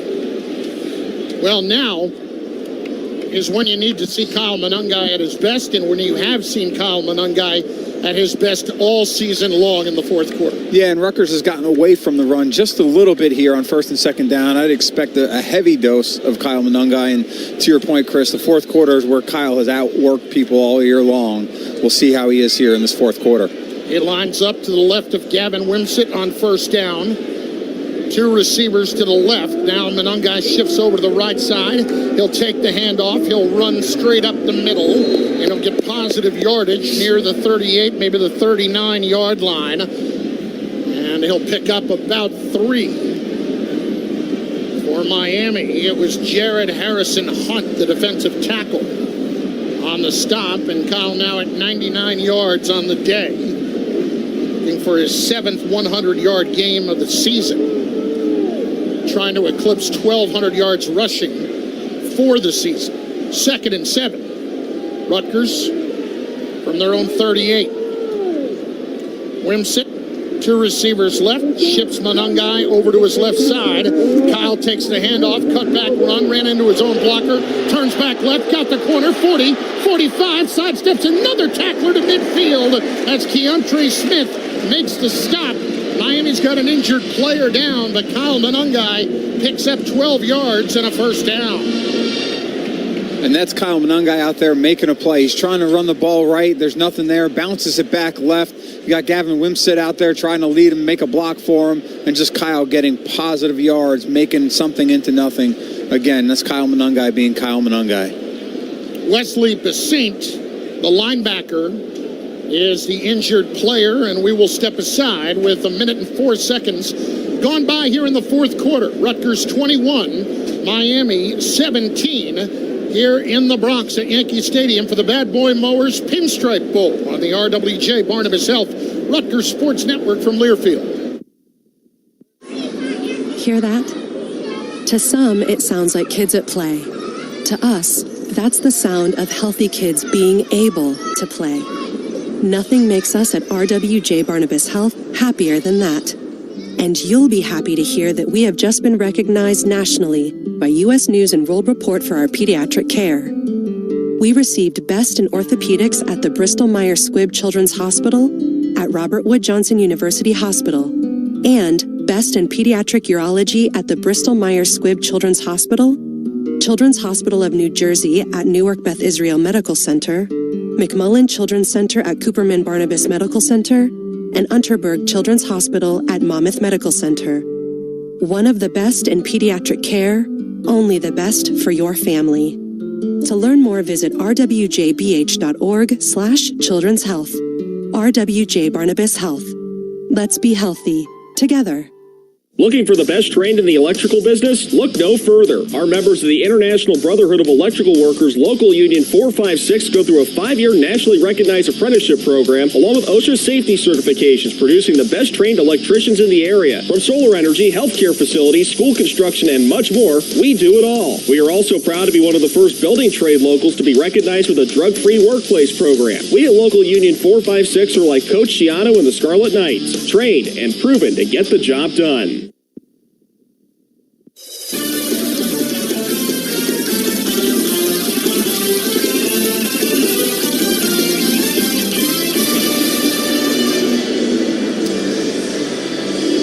Get you closer to the game than SiriusXM Big Ten Radio. Tune in for news, talk, and analysis from the offseason through the regular season into the postseason. We've got your team covered anywhere you go. Get a free trial at SiriusXM.com/Big Ten Radio 2023. That's SiriusXM.US/Big Ten Radio 2023. Let's pause 10 seconds for station identification on the RWJ Barnabas Health Rutgers Sports Network from Learfield.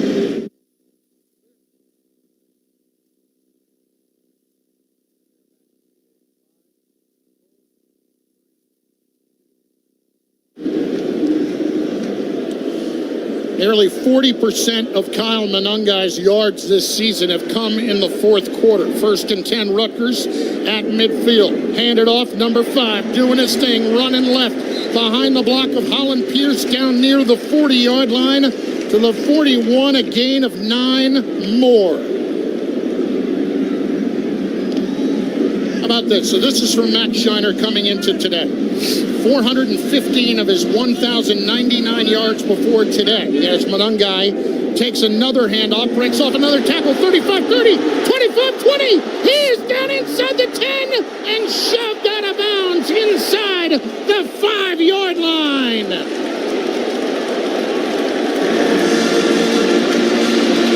$39 yards on that run.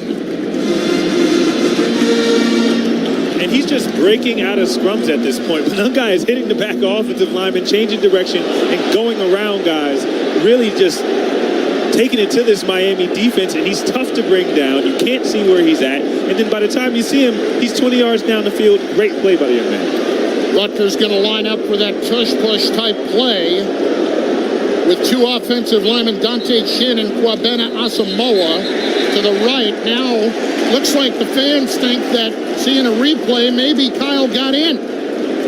Timeout.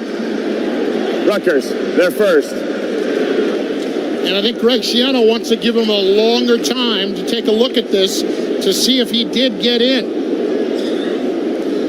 Now remember, he could officially challenge it as opposed to taking a timeout. And as we see, Kyle got his right hand out and touched the pylon, but the ball was in his left hand. I think that's going to be, at least from the first look, very hard to overturn. We see a second. Rutgers is challenging a ruling on the field that the runner did not reach the end zone. So there you go. Keep in mind this. Picture this, if you will. Monangai running down the sideline, diving for the pylon, and his body basically parallel to the ground as he is crossing over out of bounds, and with the pylon, with his right hand, he reaches out and hits the pylon, but the ball was in his left hand. I don't know if this is going to be able to be overturned. The angles that we have seen so far, now we see another on the big screen, and of course they went away from it. Fans think it is a touchdown, but of course they do. It's going to be hard to overturn because I don't know if they have conclusive evidence that shows right at the goal line where the ball broke the plane. Looked like the ball might have been out of bounds as his right hand was touching the pylon. Well, they should consider giving it to him because Coach Ciano just sprinted 50 yards to the goal line to call that timeout. Here we go. After review, it's confirmed that the runner's hand touched the pylon with the ball short of the goal line. It's first and goal. Rutgers is charged their first timeout and has no more challenges remaining in the game. Well, listen, I get it. But at the same time, off of the big screen in center field here at Yankee Stadium, they thought they had it, Coach. Coach Ciano was told from upstairs, call that timeout. But I love Kyle Monangai. After he didn't get in, he looked at the sideline and says, I'm good, I'm going back in. He would not come out. Monangai, 160 yards today on 23 carries. He has been unreal this season. That's what you want from your star players, from your captain. You knew where the ball was going to go. Miami knew where the ball was going to go. Everyone in the Yankees organization knew where the ball was going to go. And he's still running it like he stole something. Wimsatt straight ahead, push, pushing towards the goal line. No indication yet. Rutgers thinks it's a touchdown. Officials come in. No hands up. Looks like it'll be second down. And as advanced as this game is becoming, these short distances are turning back into what football started as in that rugby style in 1869. They will do it again. Here is Wimsatt up the middle. Again, no indication. Now they say touchdown. Touchdown plunge of the day for Gavin Wimsatt. Rutgers 27, Miami 17.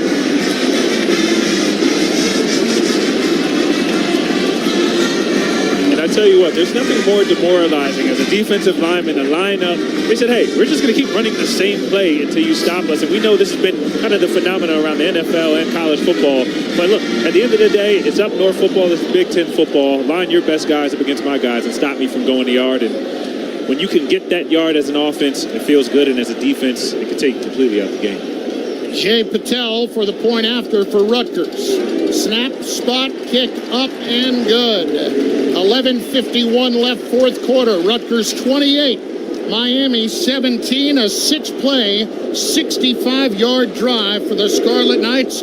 All of it coming on the ground. We'll step aside on the RWJ Barnabas Health Rutgers Sports Network from Learfield.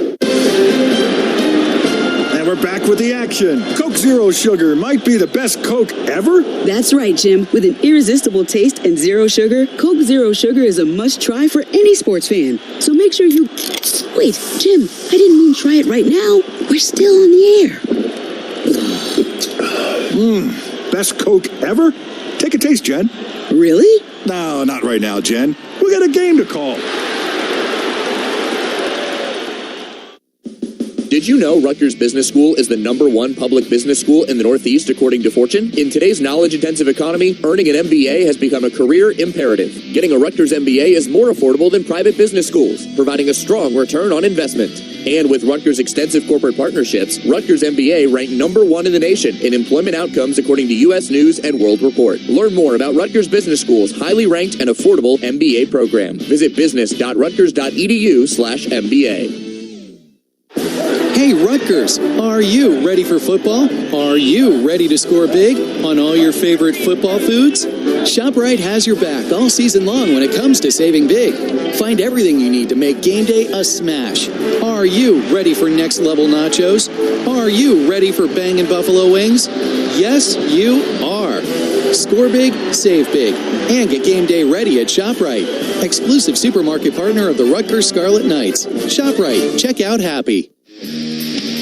Live play-by-play coverage of today's game is brought to you by RWJ Barnabas Health, the official healthcare provider of Rutgers Athletics and New Jersey's most comprehensive academic health system. To learn more, visit rwjbh.org. Let's be healthy together. This is Kyle Manungai, and you're listening to Rutgers Football. Fourth quarter game stats brought to you by SHI's Data Center Solutions. Here is the most important stat of the day for Rutgers.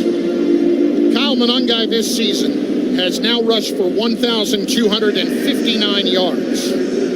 479 of those yards have come in the fourth quarter.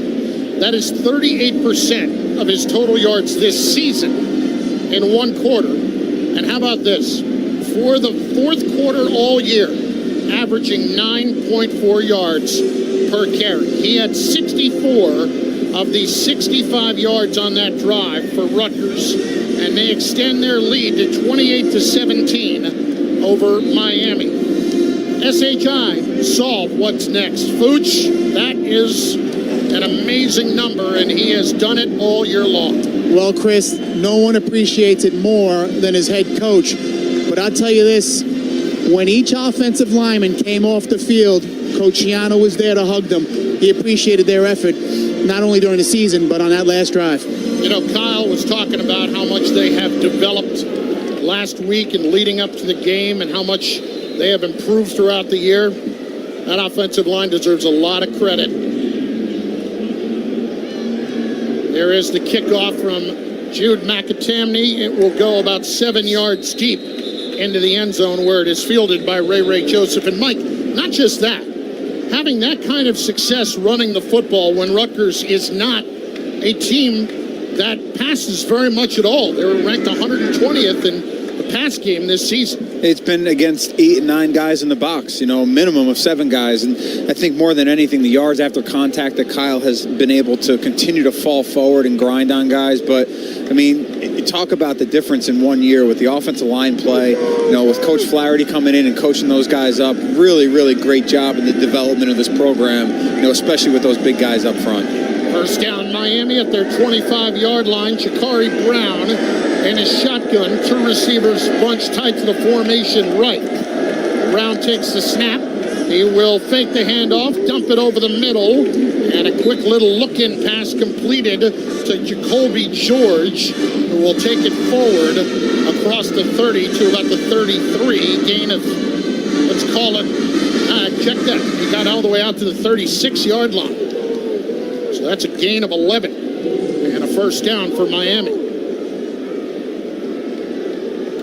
Corey Brown today 14 of 19 for 120 yards, a touchdown and an interception. He takes the snap, fakes the pitch, fumbled the end around, incomplete pass as George scoops this back up, and George is running around with it back at the 10. That's where he's going to get wrapped up, but hang on a second. I think this is an incomplete pass because he shoveled it forward. The ruling on the field is an incomplete pass. It's second down. There you go. And that's why you do that. You know, years ago, it was always behind the quarterback, and then you realize you could do it forward, where if you don't have good ball handling, it's an incompletion. So Miami will have a second down and 10 coming up. And on the play, it could have lost 30 yards. Yeah, and that was more of Miami trying to go coast to coast. I mean, when you get the ball in the hands of your playmakers like Jacoby George, who is a speedster on the outside, but if you lose the handle, those plays hit so quick and they need to be on the game clock, hit on the run that it makes it a little bit harder to execute. Great job by Rutgers for being there just in case it was a fumble, but also really forcing the incomplete. 11:18 to go, fourth quarter, 28-17. Rutgers over Miami in a Pinstripe Bowl. Jakari Brown for Miami in the shotgun. He's got Parrish to his right. He will fake the handoff. He'll run it himself to the outside right, and it's run out of bounds across the 40-yard line. It's like he picked up about 7 on the run. And that was the same unbalanced look we've been seeing. They run that play about 4 times where they send all of their receivers to one side of the field and try to get it as open as possible. They fake the handoff, and Jakari Brown runs to the empty side of the field. That time, Wesley Bailey got sucked inside a little bit, and they try to take advantage of not having a cornerback out there because there's no receiver. And that's really where they've been finding a ton of their success, these mismatches in formation. Third down 5 from the 42 of Miami. And the shotgun is Brown. He sends Restrepo in motion to the near side left. Handoff, Parrish up the middle. Looks like he's short at the 44-yard line. They push him forward to the 45. They got a fourth down coming up, 4th and 2, and Miami is leaving the offense out there. Right near midfield. Miami this season on 4th downs, they have converted 56% of the time. Rutgers, their defense has allowed 53% conversion. 4th down and 2. Empty backfield. Twins to each side, tight end left. Ball on the right hash. Jakari Brown in the shotgun, and Rutgers calls a timeout. Timeout. Rutgers, their second. Mike, was the play clock running down? It was on 0. The umpire or the referee in the back was about to throw the flag, and Rutgers called the timeout just before the play clock expired. Wow. That's tough, and those are split-second decisions that, all the different things you have to keep an eye on. And I'm sure, obviously, Coach Schiano, them coming out on 4th and 2 in an empty set, kind of threw them off a bit. We'll step aside. 9:51 to go, fourth quarter, 28-17. Rutgers, big 4th down coming up for Miami in the Pinstripe Bowl on the RWJ Barnabas Health Rutgers Sports Network from Learfield. Since 1934, Miller's Rentals has been the featured name in the event rental industry, headlining special events, parties, graduations, weddings, religious milestones, New York City red carpet premieres, and university events. Miller's is proud to be the strategic partner for Rutgers athletics. Miller's has the rental supplies for every occasion and special event. Tents, stages, chairs, tables, linens, and much, much more. A community icon for over 85 years. The Miller's Rentals family gives back to the community that has helped them gain that status. So support the company that supports RU. Go Millers! And go RU. When it comes to watching sports, there's no telling what you'll hear. No. But when you order Pizza Hut for the game, you know exactly what you'll hear. What the? Oh, that looks fantastic. Your favorite pizza. Ooh. Those awesome wings. What? Plus sides and desserts. Yeah. All waiting at pizzahut.com. So order now, because no one out-pizzas the Hut. Huh. What game? Product availability, prices, participation, delivery areas, and charges and minimum purchase required for delivery may vary. Delivery charges not a driver tip. Rutgers fans, Team Car Wash wants you to experience the clean car feeling for free. Text Scarlet to 411-365 for a free car wash. Enjoy the feeling of driving a clean, shiny car every day with a Team Car Wash Unlimited Wash Club membership. Wash every day for one low monthly price. 12 locations throughout New Jersey. Remember, text Scarlet to 411-365 for your free car wash today. Team Car Wash, the official car wash of Rutgers Athletics.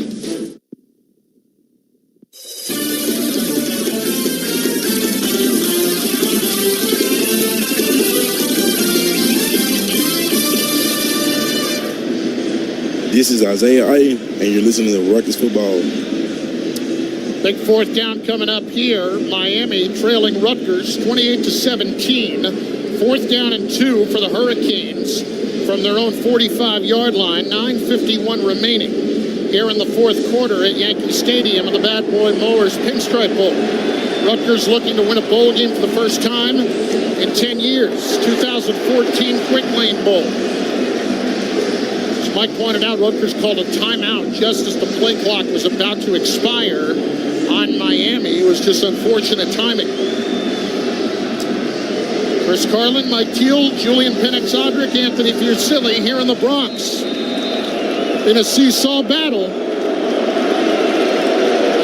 Ja'Cory Brown in the pistol formation takes a snap. He'll hand it off. Shut down by Rutgers. It's Deion Jennings who closed the door on Henry Parrish Jr. And the Scarlet Knights take over on downs.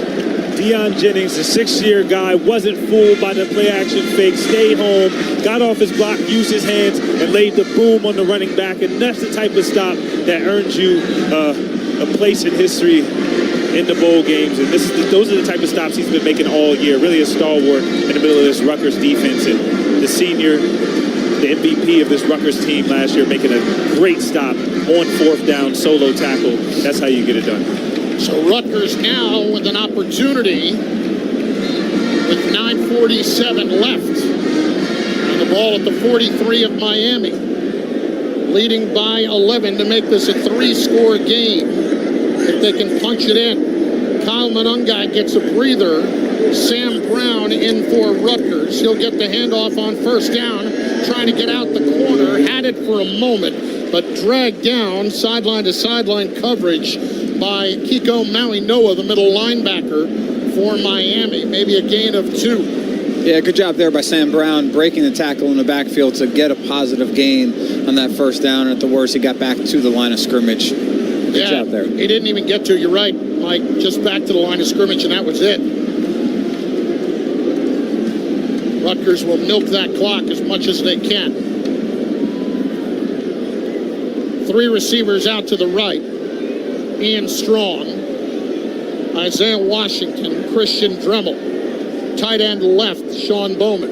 Wimsett in the shotgun, fakes the handoff. He'll run it himself up the middle, knocked to the ground at the 41-yard line. A gain of about 2 for Gavin. So a 3rd and long coming out.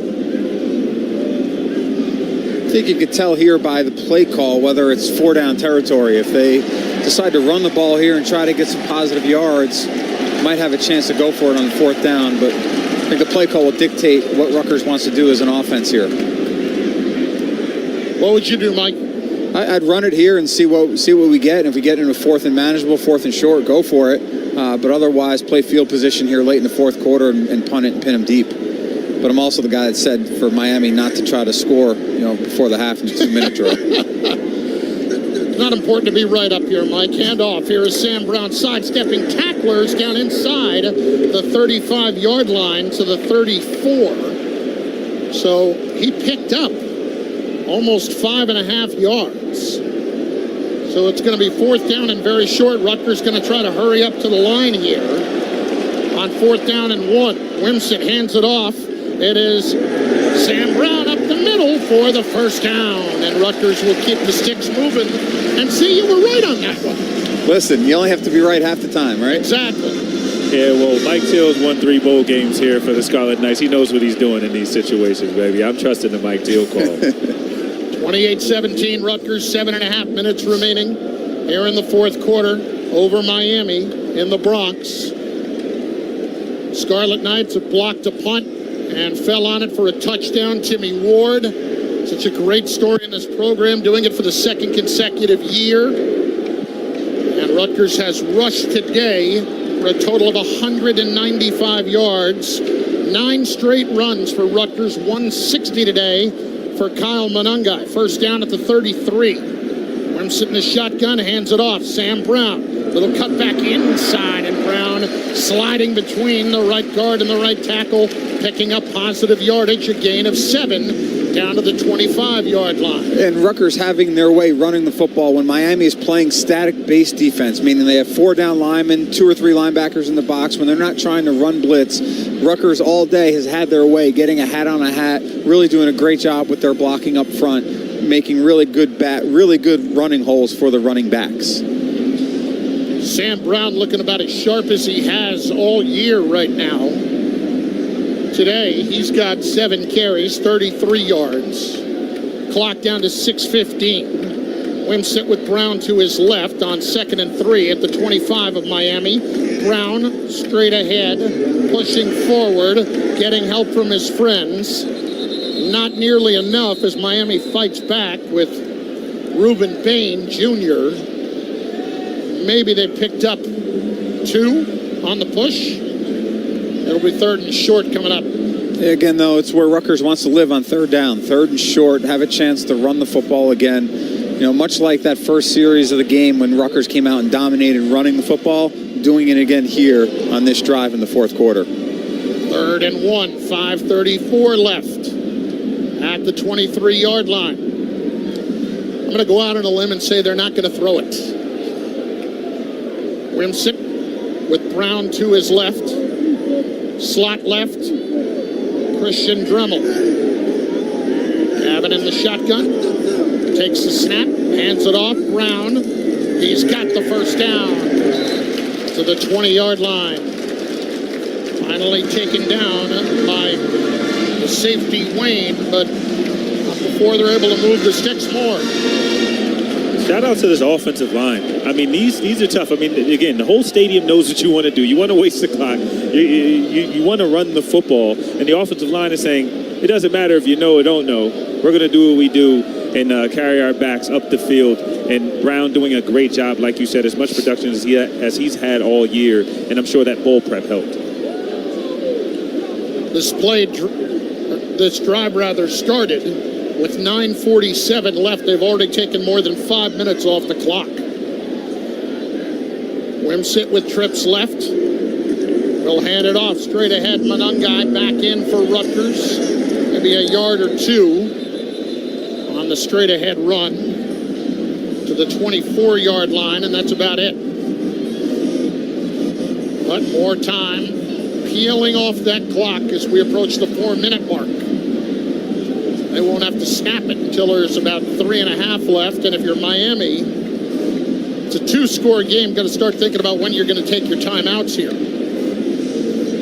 And 11 points. You know, Rutgers will use the entire play clock. Really good job by Gavin Wimsett. You know, seeing the play clock, running it down as much as you can by the coaches upstairs, controlling when the play gets called in. You know, want to maximize a 4-minute drill. Wimsett takes a snap, hands off. It's Manungai.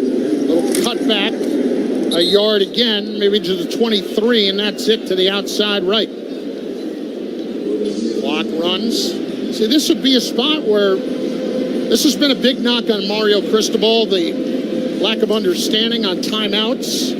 This would have been a spot where I wouldn't have thought for sure they would have taken a timeout, because if Rutgers kicks a field goal, it's still a 2-score game. As Kyle Manungai jogs off and gets a nice hand from the Rutgers faithful.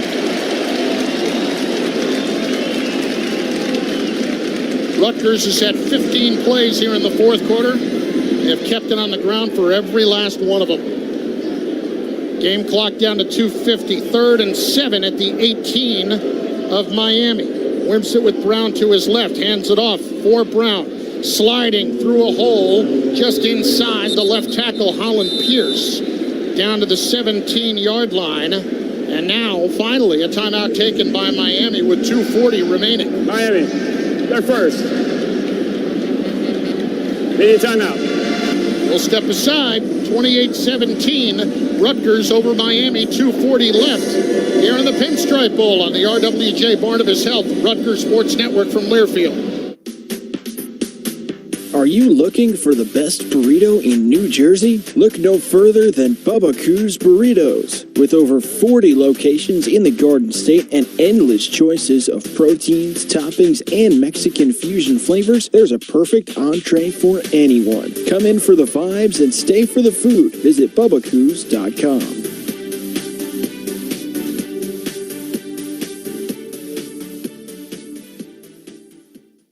You want vehicle selection? You got it when you call Chrysler Dodge Jeep Ram of Princeton at 888-500-JEEP and save big during the Labor Day sales event. The Renegade, the Wrangler, the Grand Cherokee, all the new vehicles you want are available with offers like no payments for 90 days. No payments for 90 days. Visit Chrysler Dodge Jeep Ram of Princeton in-store or online today at cdjrofprinceton.com or call 888-500-JEEP. That's 888-500-JEEP. No payments for 90 days. Available on select models. Restrictions apply. See dealer for details.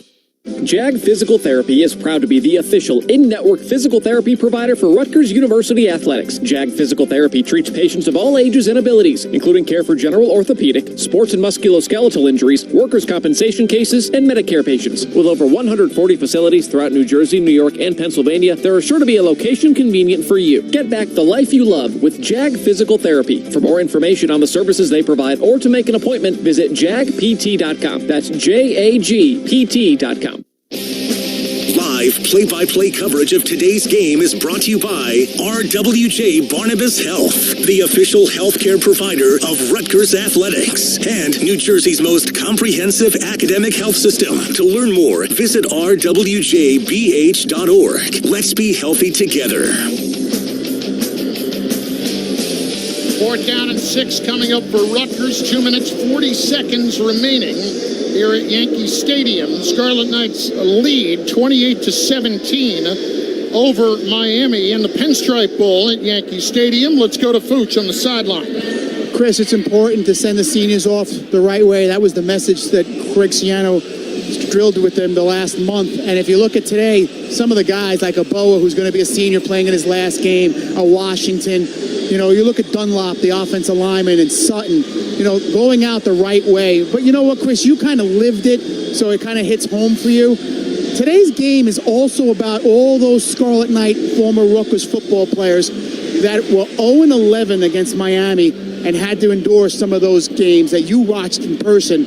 And today they're sitting back at home so proud of their Scarlet Knights. Yeah, you know, there was, back in those days in the Big East, there were some rough days, and it's got to feel good for those guys to see this too. Meanwhile, here is a field goal attempt, 34 yards for Jay Patel. From the left hash, it'll be Flynn Appleby to hold. Good snap, good spot. Kick is up and straight back down the turnpike, baby. Rutgers extends their lead to 31-17 with 2:35 left. A 2-touchdown advantage over Miami. And now it once again is up to the defense. But boy, the offense has done a fantastic job today. And you look at it, are the numbers gaudy? Not necessarily overall with just shy of 300 yards total offense, but they have rushed for 210 yards today. And that offensive line has really controlled it, and 25 carries, 163 yards for Kyle Monunga. And you look at the Rutgers offense, they have a style that they want to play. They have an identity, which is the first time they've had an identity in quite some time. They know who they are. They're going to run the football. They're going to control the ball. They'll put as little stress on the quarterback as possible. When you have an offensive line that is developed like they have, and you have a running back like Kyle Monunga in the backfield, you know, go with what got you here. Keep your bread and butter, you know, and they've been able to do it today so far. So, Jude McAtamney will come on to kick off for Rutgers. Kyle Monunga today, of his 163 yards, 67 of them have come in the fourth quarter. What else is new? Nearly 40% of his yards this year have come in the fourth quarter.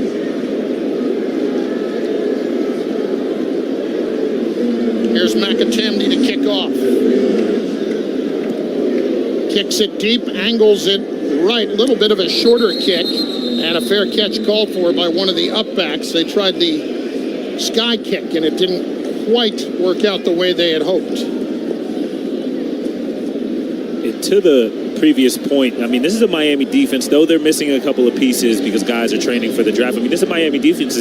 Opponents are averaging less than 100 yards a game rushing on them. So certainly a blow to, you know, what this defense is used to and what they have leaned on as a strength all year long. And just a testament to, again, like you were saying, Mike, the offensive line and how, you know, effective they've been in growing as the year went on. It's down Miami from their own 25. They've got 2 timeouts left. Down by 2 touchdowns. Ja'Cory Brown in the shotgun. Sets in the pocket. Throws out to the left. Diving grab made near the 50. Catch is made by Isaiah Horton. And a gain of 22 yards. They mark him down at the 47. Good throw from Brown with 2:15 clock running. Brown goes to the shotgun, twins left. He drops the throw. Now he's going to pull it down. He'll run out to the right. He's still looking downfield, but he runs out of bounds. And he's going to end up picking up close to 8 yards with 2:01 left. And here's what's important. There were 2:01 as he ran out of bounds. The clock should continue to run here, and they stopped it. And now they will pick it up and run it, but he didn't pick up the first down. It never should have stopped. 2nd down and 1 at the 44 of Rutgers. Brown in the shotgun, one back to his left. He'll take it, he'll roll to his left. He drops back to throw. Here comes the pressure, throws left, caught. Horton on the left sideline at the 39-yard line. Got the first down, but a gain of just 5 with 1:38 left. And right now, this Rutgers defensive front is only rushing 4. They're trying to get home with their pass rushers. They have Mo Toure as a defensive end with Wesley Bailey on the other side. I wonder if they'll start to send pressure because Brown has had some time. I mean, these receivers are hitting 1, 2, 3, and 4 moves, and he's finding guys past the first down marker. Yes, it's going to be tough to come back in this game, but this game is certainly not over, and Rutgers is going to have to apply some pressure. Brown 17 of 23, 158 yards. He takes the snap. He sets, he throws left, caught Restrepo, gain of about 5, but inbounds as the clock continues to run. Right on the sideline in front of the Miami bench, gain officially of 6 to the 34 of Rutgers. 4 wides, Brown on 2nd and 4, flushed out. Rolls out to the right. Brown looking. Nothing there. Going to pull it down and run. And he'll step out of bounds at the 25-yard line of Rutgers with 1 minute and 10 seconds remaining. And great coverage down the field from this Rutgers secondary. But you're going to have to keep contained. And as these drives get longer as a defensive lineman, you get more and more tired. And we see Rutgers trying to sub defensive linemen and keep guys fresh. But the fact is, if you don't get to the quarterback, you have to at least keep him in the pocket and press the pocket. You can't allow him to scramble, create plays with his legs, and get the ball down the field late. So Miami now has a 1st and 10 at the Rutgers 23, just like that, with 1:10 left. They have 2 timeouts, down 31-17. Ja'Cory Brown in the shotgun takes the snap with 4 wides. He will loft it deep left for the end zone, incomplete, as was intended, down the near sideline left. Cam McCormick, Shamar Kirk were in the area. 1:04 left, 2nd and 10. We saw this Rutgers defense on that last play change it up. They put a 5-man front. They had their defensive ends who are typically outside the tackles in 3 technique positions in the B gaps, and then they sent a couple of blitzers. So they're trying to change it up, send some more pressure, not make it as easy of a read for Ja'Cory Brown. 4 wides again, 2nd and 10, 1:04 left. 2 touchdown lead for Rutgers. At the Rutgers 23 for Miami. Brown takes a shotgun snap, 4-man rush this time. Here comes the pressure. Brown trying to get away. He does. He'll roll right to the 20 and steps out of bounds at the 17-yard line. Boy, he is fantastic extending the play.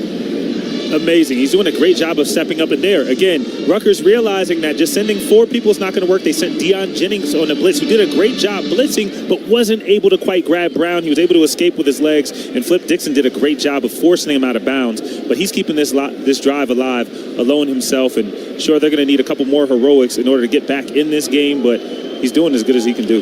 56 seconds left at the 17 of Rutgers, 3rd and 4. Trips to the short side right. Ball on the right hash, 1 receiver out wide left. A 10-yard cushion for Horton. Brown takes the snap. He'll drop the throw. Brown, nowhere to go, turns, throws. It's tipped and nearly intercepted. Back in coverage was Robert Longerbeam after the ball went off the hands of Xavier Restrepo, but it's 4th down and 4 coming up. with 49 seconds left. A really good job there by the Rutgers secondary, staying home, playing their zone, doing a good job getting to the Miami receivers down the field, forcing the incompletion and bringing up the 4th down here, trying to ice the game for the Rutgers defense. So can Rutgers put it away here? 4th and 4 at their 17 with a 2-touchdown lead, 49 seconds left. Jakari Brown with twins to each side, Parrish to his left in the backfield. Brown surveying the defense. Rutgers hinting at a blitz. They're coming. Brown drops to throw, fires over the middle, caught by Restrepo. First down at the 9-yard line on the crossing route. Bo Masco was there on the coverage. Clock stops while they move the sticks. 45 seconds left, and they'll start it up here again in a second. 1st and goal, Miami. Again, 4 wides. Brown takes the snap. Looking left, throwing, back of the end zone, incomplete. Restrepo in the area, wanted pass interference, and they do have a penalty flag down, and I think that's kind of a weak call when you consider that ball may have been uncatchable.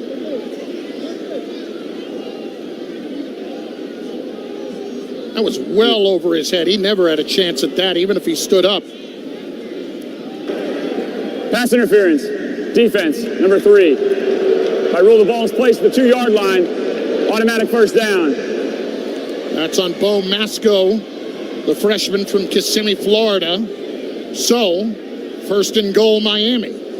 And that's a tough task for the freshman. I mean, again, stepping up, filling in. Max Melton's missing today, but Restrepo, I mean, he's an elite receiver in college football, and to ask him to DM with 2 and 3 and 4 moves on the goal line is going to be a tough task. Twins to each side. Parrish in the backfield. Brown takes the snap. Here comes the blitz. He throws right, incomplete, way too high with that blitz coming for Restrepo. He has gone his way all day.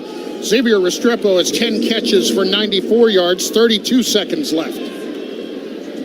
What makes Restrepo even more of a threat is that they line him up in the slot. So he's going against linebackers. They tried to catch him on the touchdown against Deion Jennings. He's going against safeties, guys who are typically a little bit slower, and where he's a shiftier slot type of guy, they're going to find mismatches, especially in short spaces like on the goal line. 2nd down and goal at the 2.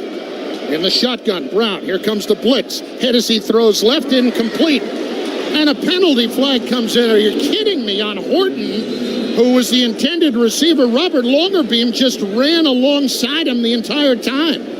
I don't think Longerbeam shoved him. 30 seconds left. Pass interference. Defense, number 7. Penalties half the distance to the goal. Automatic first down. Well, that's the bigger issue. The automatic first down, because Rutgers had come up with the stops on 1st and 2nd down. Again, 30 seconds left. 1st and goal at the 1 for Miami. 31-17 Rutgers.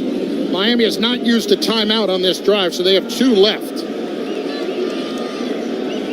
Jakari Brown in the shotgun, takes the snap, quarterback draw, up the middle. He's in for the Miami touchdown. 27 seconds remaining, and Miami cuts into the Rutgers lead. It is 31-23. Jakari Brown did just about everything he could on that drive. Did a great job of keeping things alive, using his feet. Rutgers playing a little bit more of a conservative defense. They tried to start sending pressure late in the drive, but it was too late. And you can't have a penalty that's been killing the Scarlet Knights all day. Got a penalty on the goal line, made it a first down. And at that point, they just took it with the big man up the middle. They're going to have to come up with an onside kick here in order to get back in this game, but they still gave themselves a chance. Andy Borregala's point after, up and good. So Miami has made it a 1-touchdown game, 31-24 with 27 seconds left. And now the Hurricanes will have to resort to an onside kick, as Julian made mention of. Now, as we talk about this and you get your hands team out there, fellas, what are the most important aspects of recovering an onside kick if you're the receiving team? Fielding the ball, right? So I think if you're looking at it, from the Rutgers perspective and the receiving team, is you don't necessarily need to field the ball. If it's close to the sideline, get the ball out of bounds. The ultimate goal is to not let Miami get it, whether it's you're cleaning, you're fielding it cleanly, or you're batting the ball out of bounds. But either way, you want to make sure that Miami doesn't recover the onside kick. So, Rutgers will send the hands team out there. Kyle Monungai's out there, Eric Rogers, Mike Higgins, Shaquan Loyal, Robert Longerbeam, Victor Konopka, Desmond Igbenosin, Sean Bowman, Timmy Ward, all part of it. Borregales was lining up to kick it left, and Rutgers spends a timeout. Timeout. Rutgers, their third and final. 30 seconds. So, let's check in with Fuchs. You know, Chris, it's been a constant mist down here, so the ball is a little slick, but I guess right now they'll get a chance to dry it up a little bit before this kick. But the field is still, for all the running going on, in perfect condition. You know what? It has held up very well, and the Yankees, for years, have been criticized for that because it's been a problem year in and year out in this bowl game. It has not been an issue at all today. We used to see chunks come up, and you do not see that at all. They deserve credit for that. They do, and field conditions certainly affect the game. I mean, when you're talking, especially when you're talking about a team like Rutgers that just wants to run it up and down, and you know, as a defender, when you're getting a lot of misdirections, those could be super important. So, shout out to the Yankees organization. So here's Andy Borregales, the kicker, lining up for an onside kick. To the right side, he will go, he will kick it. Couple of high bounces. Kyle Monungai had it. Miami says they have it.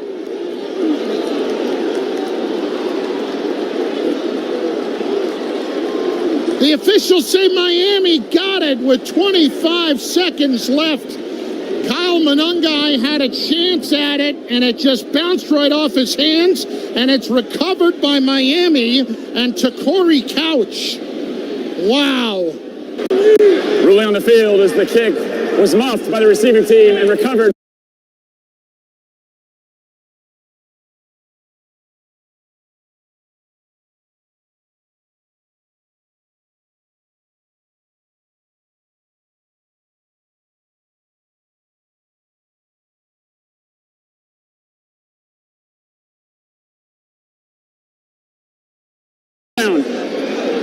Doesn't matter if it went 10 yards or not in that case. And with 25 seconds left and 2 timeouts, Miami needs a touchdown.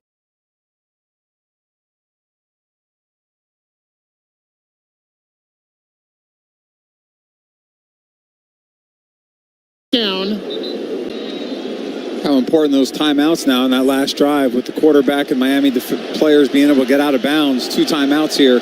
Still a lot of football left to play. Jakari Brown in the shotgun, takes the snap, looking left, fires left, caught Horton, 48-yard line, out of bounds immediately, 21 seconds left. I don't know how many of those Miami can afford. Rutgers will certainly take them and trade them off to take time off the clock each time. Yeah, you'd anticipate with the 2 timeouts from Miami, they're going to press the ball down the field, try to get it into striking zone as quickly as possible. Brown on 2nd down and 6 from the Miami 48 takes the snap. Here comes the blitz. Brown sidestepping it, throwing it away on the Miami sideline. Down to 16 seconds remaining and a 3rd and 6 coming up. It's way too high. It was intended for Horton, but longer beam was there. And all I'm doing is there in that Monterey, they're calling up plays for him to wrap around, to get around the edge. They want their best pass rusher to get to the quarterback, and it's working. And when you throw an incomplete pass like that, it gives him a little bit of a chance to get a rest as he's going to come screaming off the edge here. 31-24 Rutgers. Miami with 16 seconds left. 3rd and 6 at their own 48. Jakari Brown in the shotgun, takes the snap, fires left, dropped. Look for the quick in-cut to Restrepo to try to get the first down, and it's down to 13 seconds left. They would have used one of their timeouts right there, but instead it's 4th down and 6.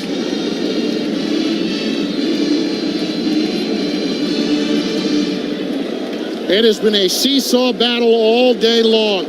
Rutgers got out 14-0. Miami came back 17 unanswered. Rutgers was 17 unanswered their own. Now Miami with another touchdown. Here it is. 4th and 6. Brown flushed out, throws left, caught. Restrepo. He is short of the first down and inbounds. They spotted him short at the 47-yard line. And it is first down, Rutgers. For the line to gain, it's first down, Rutgers. And you could put this one in the cooler, baby. It's going to be Rutgers' first bowl win in 10 years. With 7 seconds left, all they have to do is come out, take a snap, and take a knee. Fitting for this Rutgers team that the defense is out there making the last stop to end the season and win the bowl game. Offense will go out and wrap it up by taking a knee, but credit to that defense all year long. They are going to take a look at it. Robert Longerbeam was there on the coverage of the receiver, Xavier Restrepo, and they are going to make sure that Restrepo didn't get the first down by reaching out with his left arm with the football. So, our referee is reviewing it, and now he has quickly taken a look. After review, the ruling on the field of a completed pass and the receiver down short of the line of gain is confirmed. It's first down, Rutgers. We're headed home happy, baby. I love it. There's people hugging each other in the stands. People are going crazy, orchestrating the band. What a moment here for the Rutgers Scarlet Knights. Gavin Wimsatt comes out. Jaquay Jackson back deep in a single setback, takes the snap, takes the knee, and Rutgers is victorious in the Pinstripe Bowl, 31-24 over Miami. And the Scarlet Knights finish the season with a winning record at 7-6. A fantastic way to end the year in an excellent football game between these two teams. I love it. And, you know, at the end of the day, you know, Coach Schiano talked about building a program, developing a program, getting back into winning tradition, winning championships here at Rutgers. And he said the first step was to get back into bowl contention and in winning a bowl game. These guys earned it. They worked hard for it all year. They had the second hardest schedule ranked in the country. They fought through it, fought through injury adversity, came out on top today over a good Miami team who's battled themselves all year. And they really deserve it in their own backyards. I mean, these kids have fought so hard. The last time being in the bowl game or earning the bowl position by getting 6 wins was 2014, and they came away with the win there. Really, really happy for these guys. There's really nothing like it. And I know they're so happy for Coach Schiano as he gets the Gatorade bath down there. Sea of white jerseys in midfield celebrating. We're going to keep it here for all of the trophy presentations for both the MVP, the Hank Steinbrenner Award, and I have a feeling I know who that's going to. And then, of course, the Pinstripe Bowl trophy, where Rutgers will collect their second Pinstripe Bowl. Wildcats, they get a 20-yard run on first down and 10. Tackle made by Aiden White from the secondary. From the far left hash, Cats moving with the purple tops from left to right. Giddens again to the midfield stripe, still chugging. The umpire goes down. He got run over, and all the way to the 42-yard line of NC State is the powerful DJ Giddens out of Junction City. Well, if you're Connor Riley and you're an offensive line coach, why wouldn't you go on to motivate your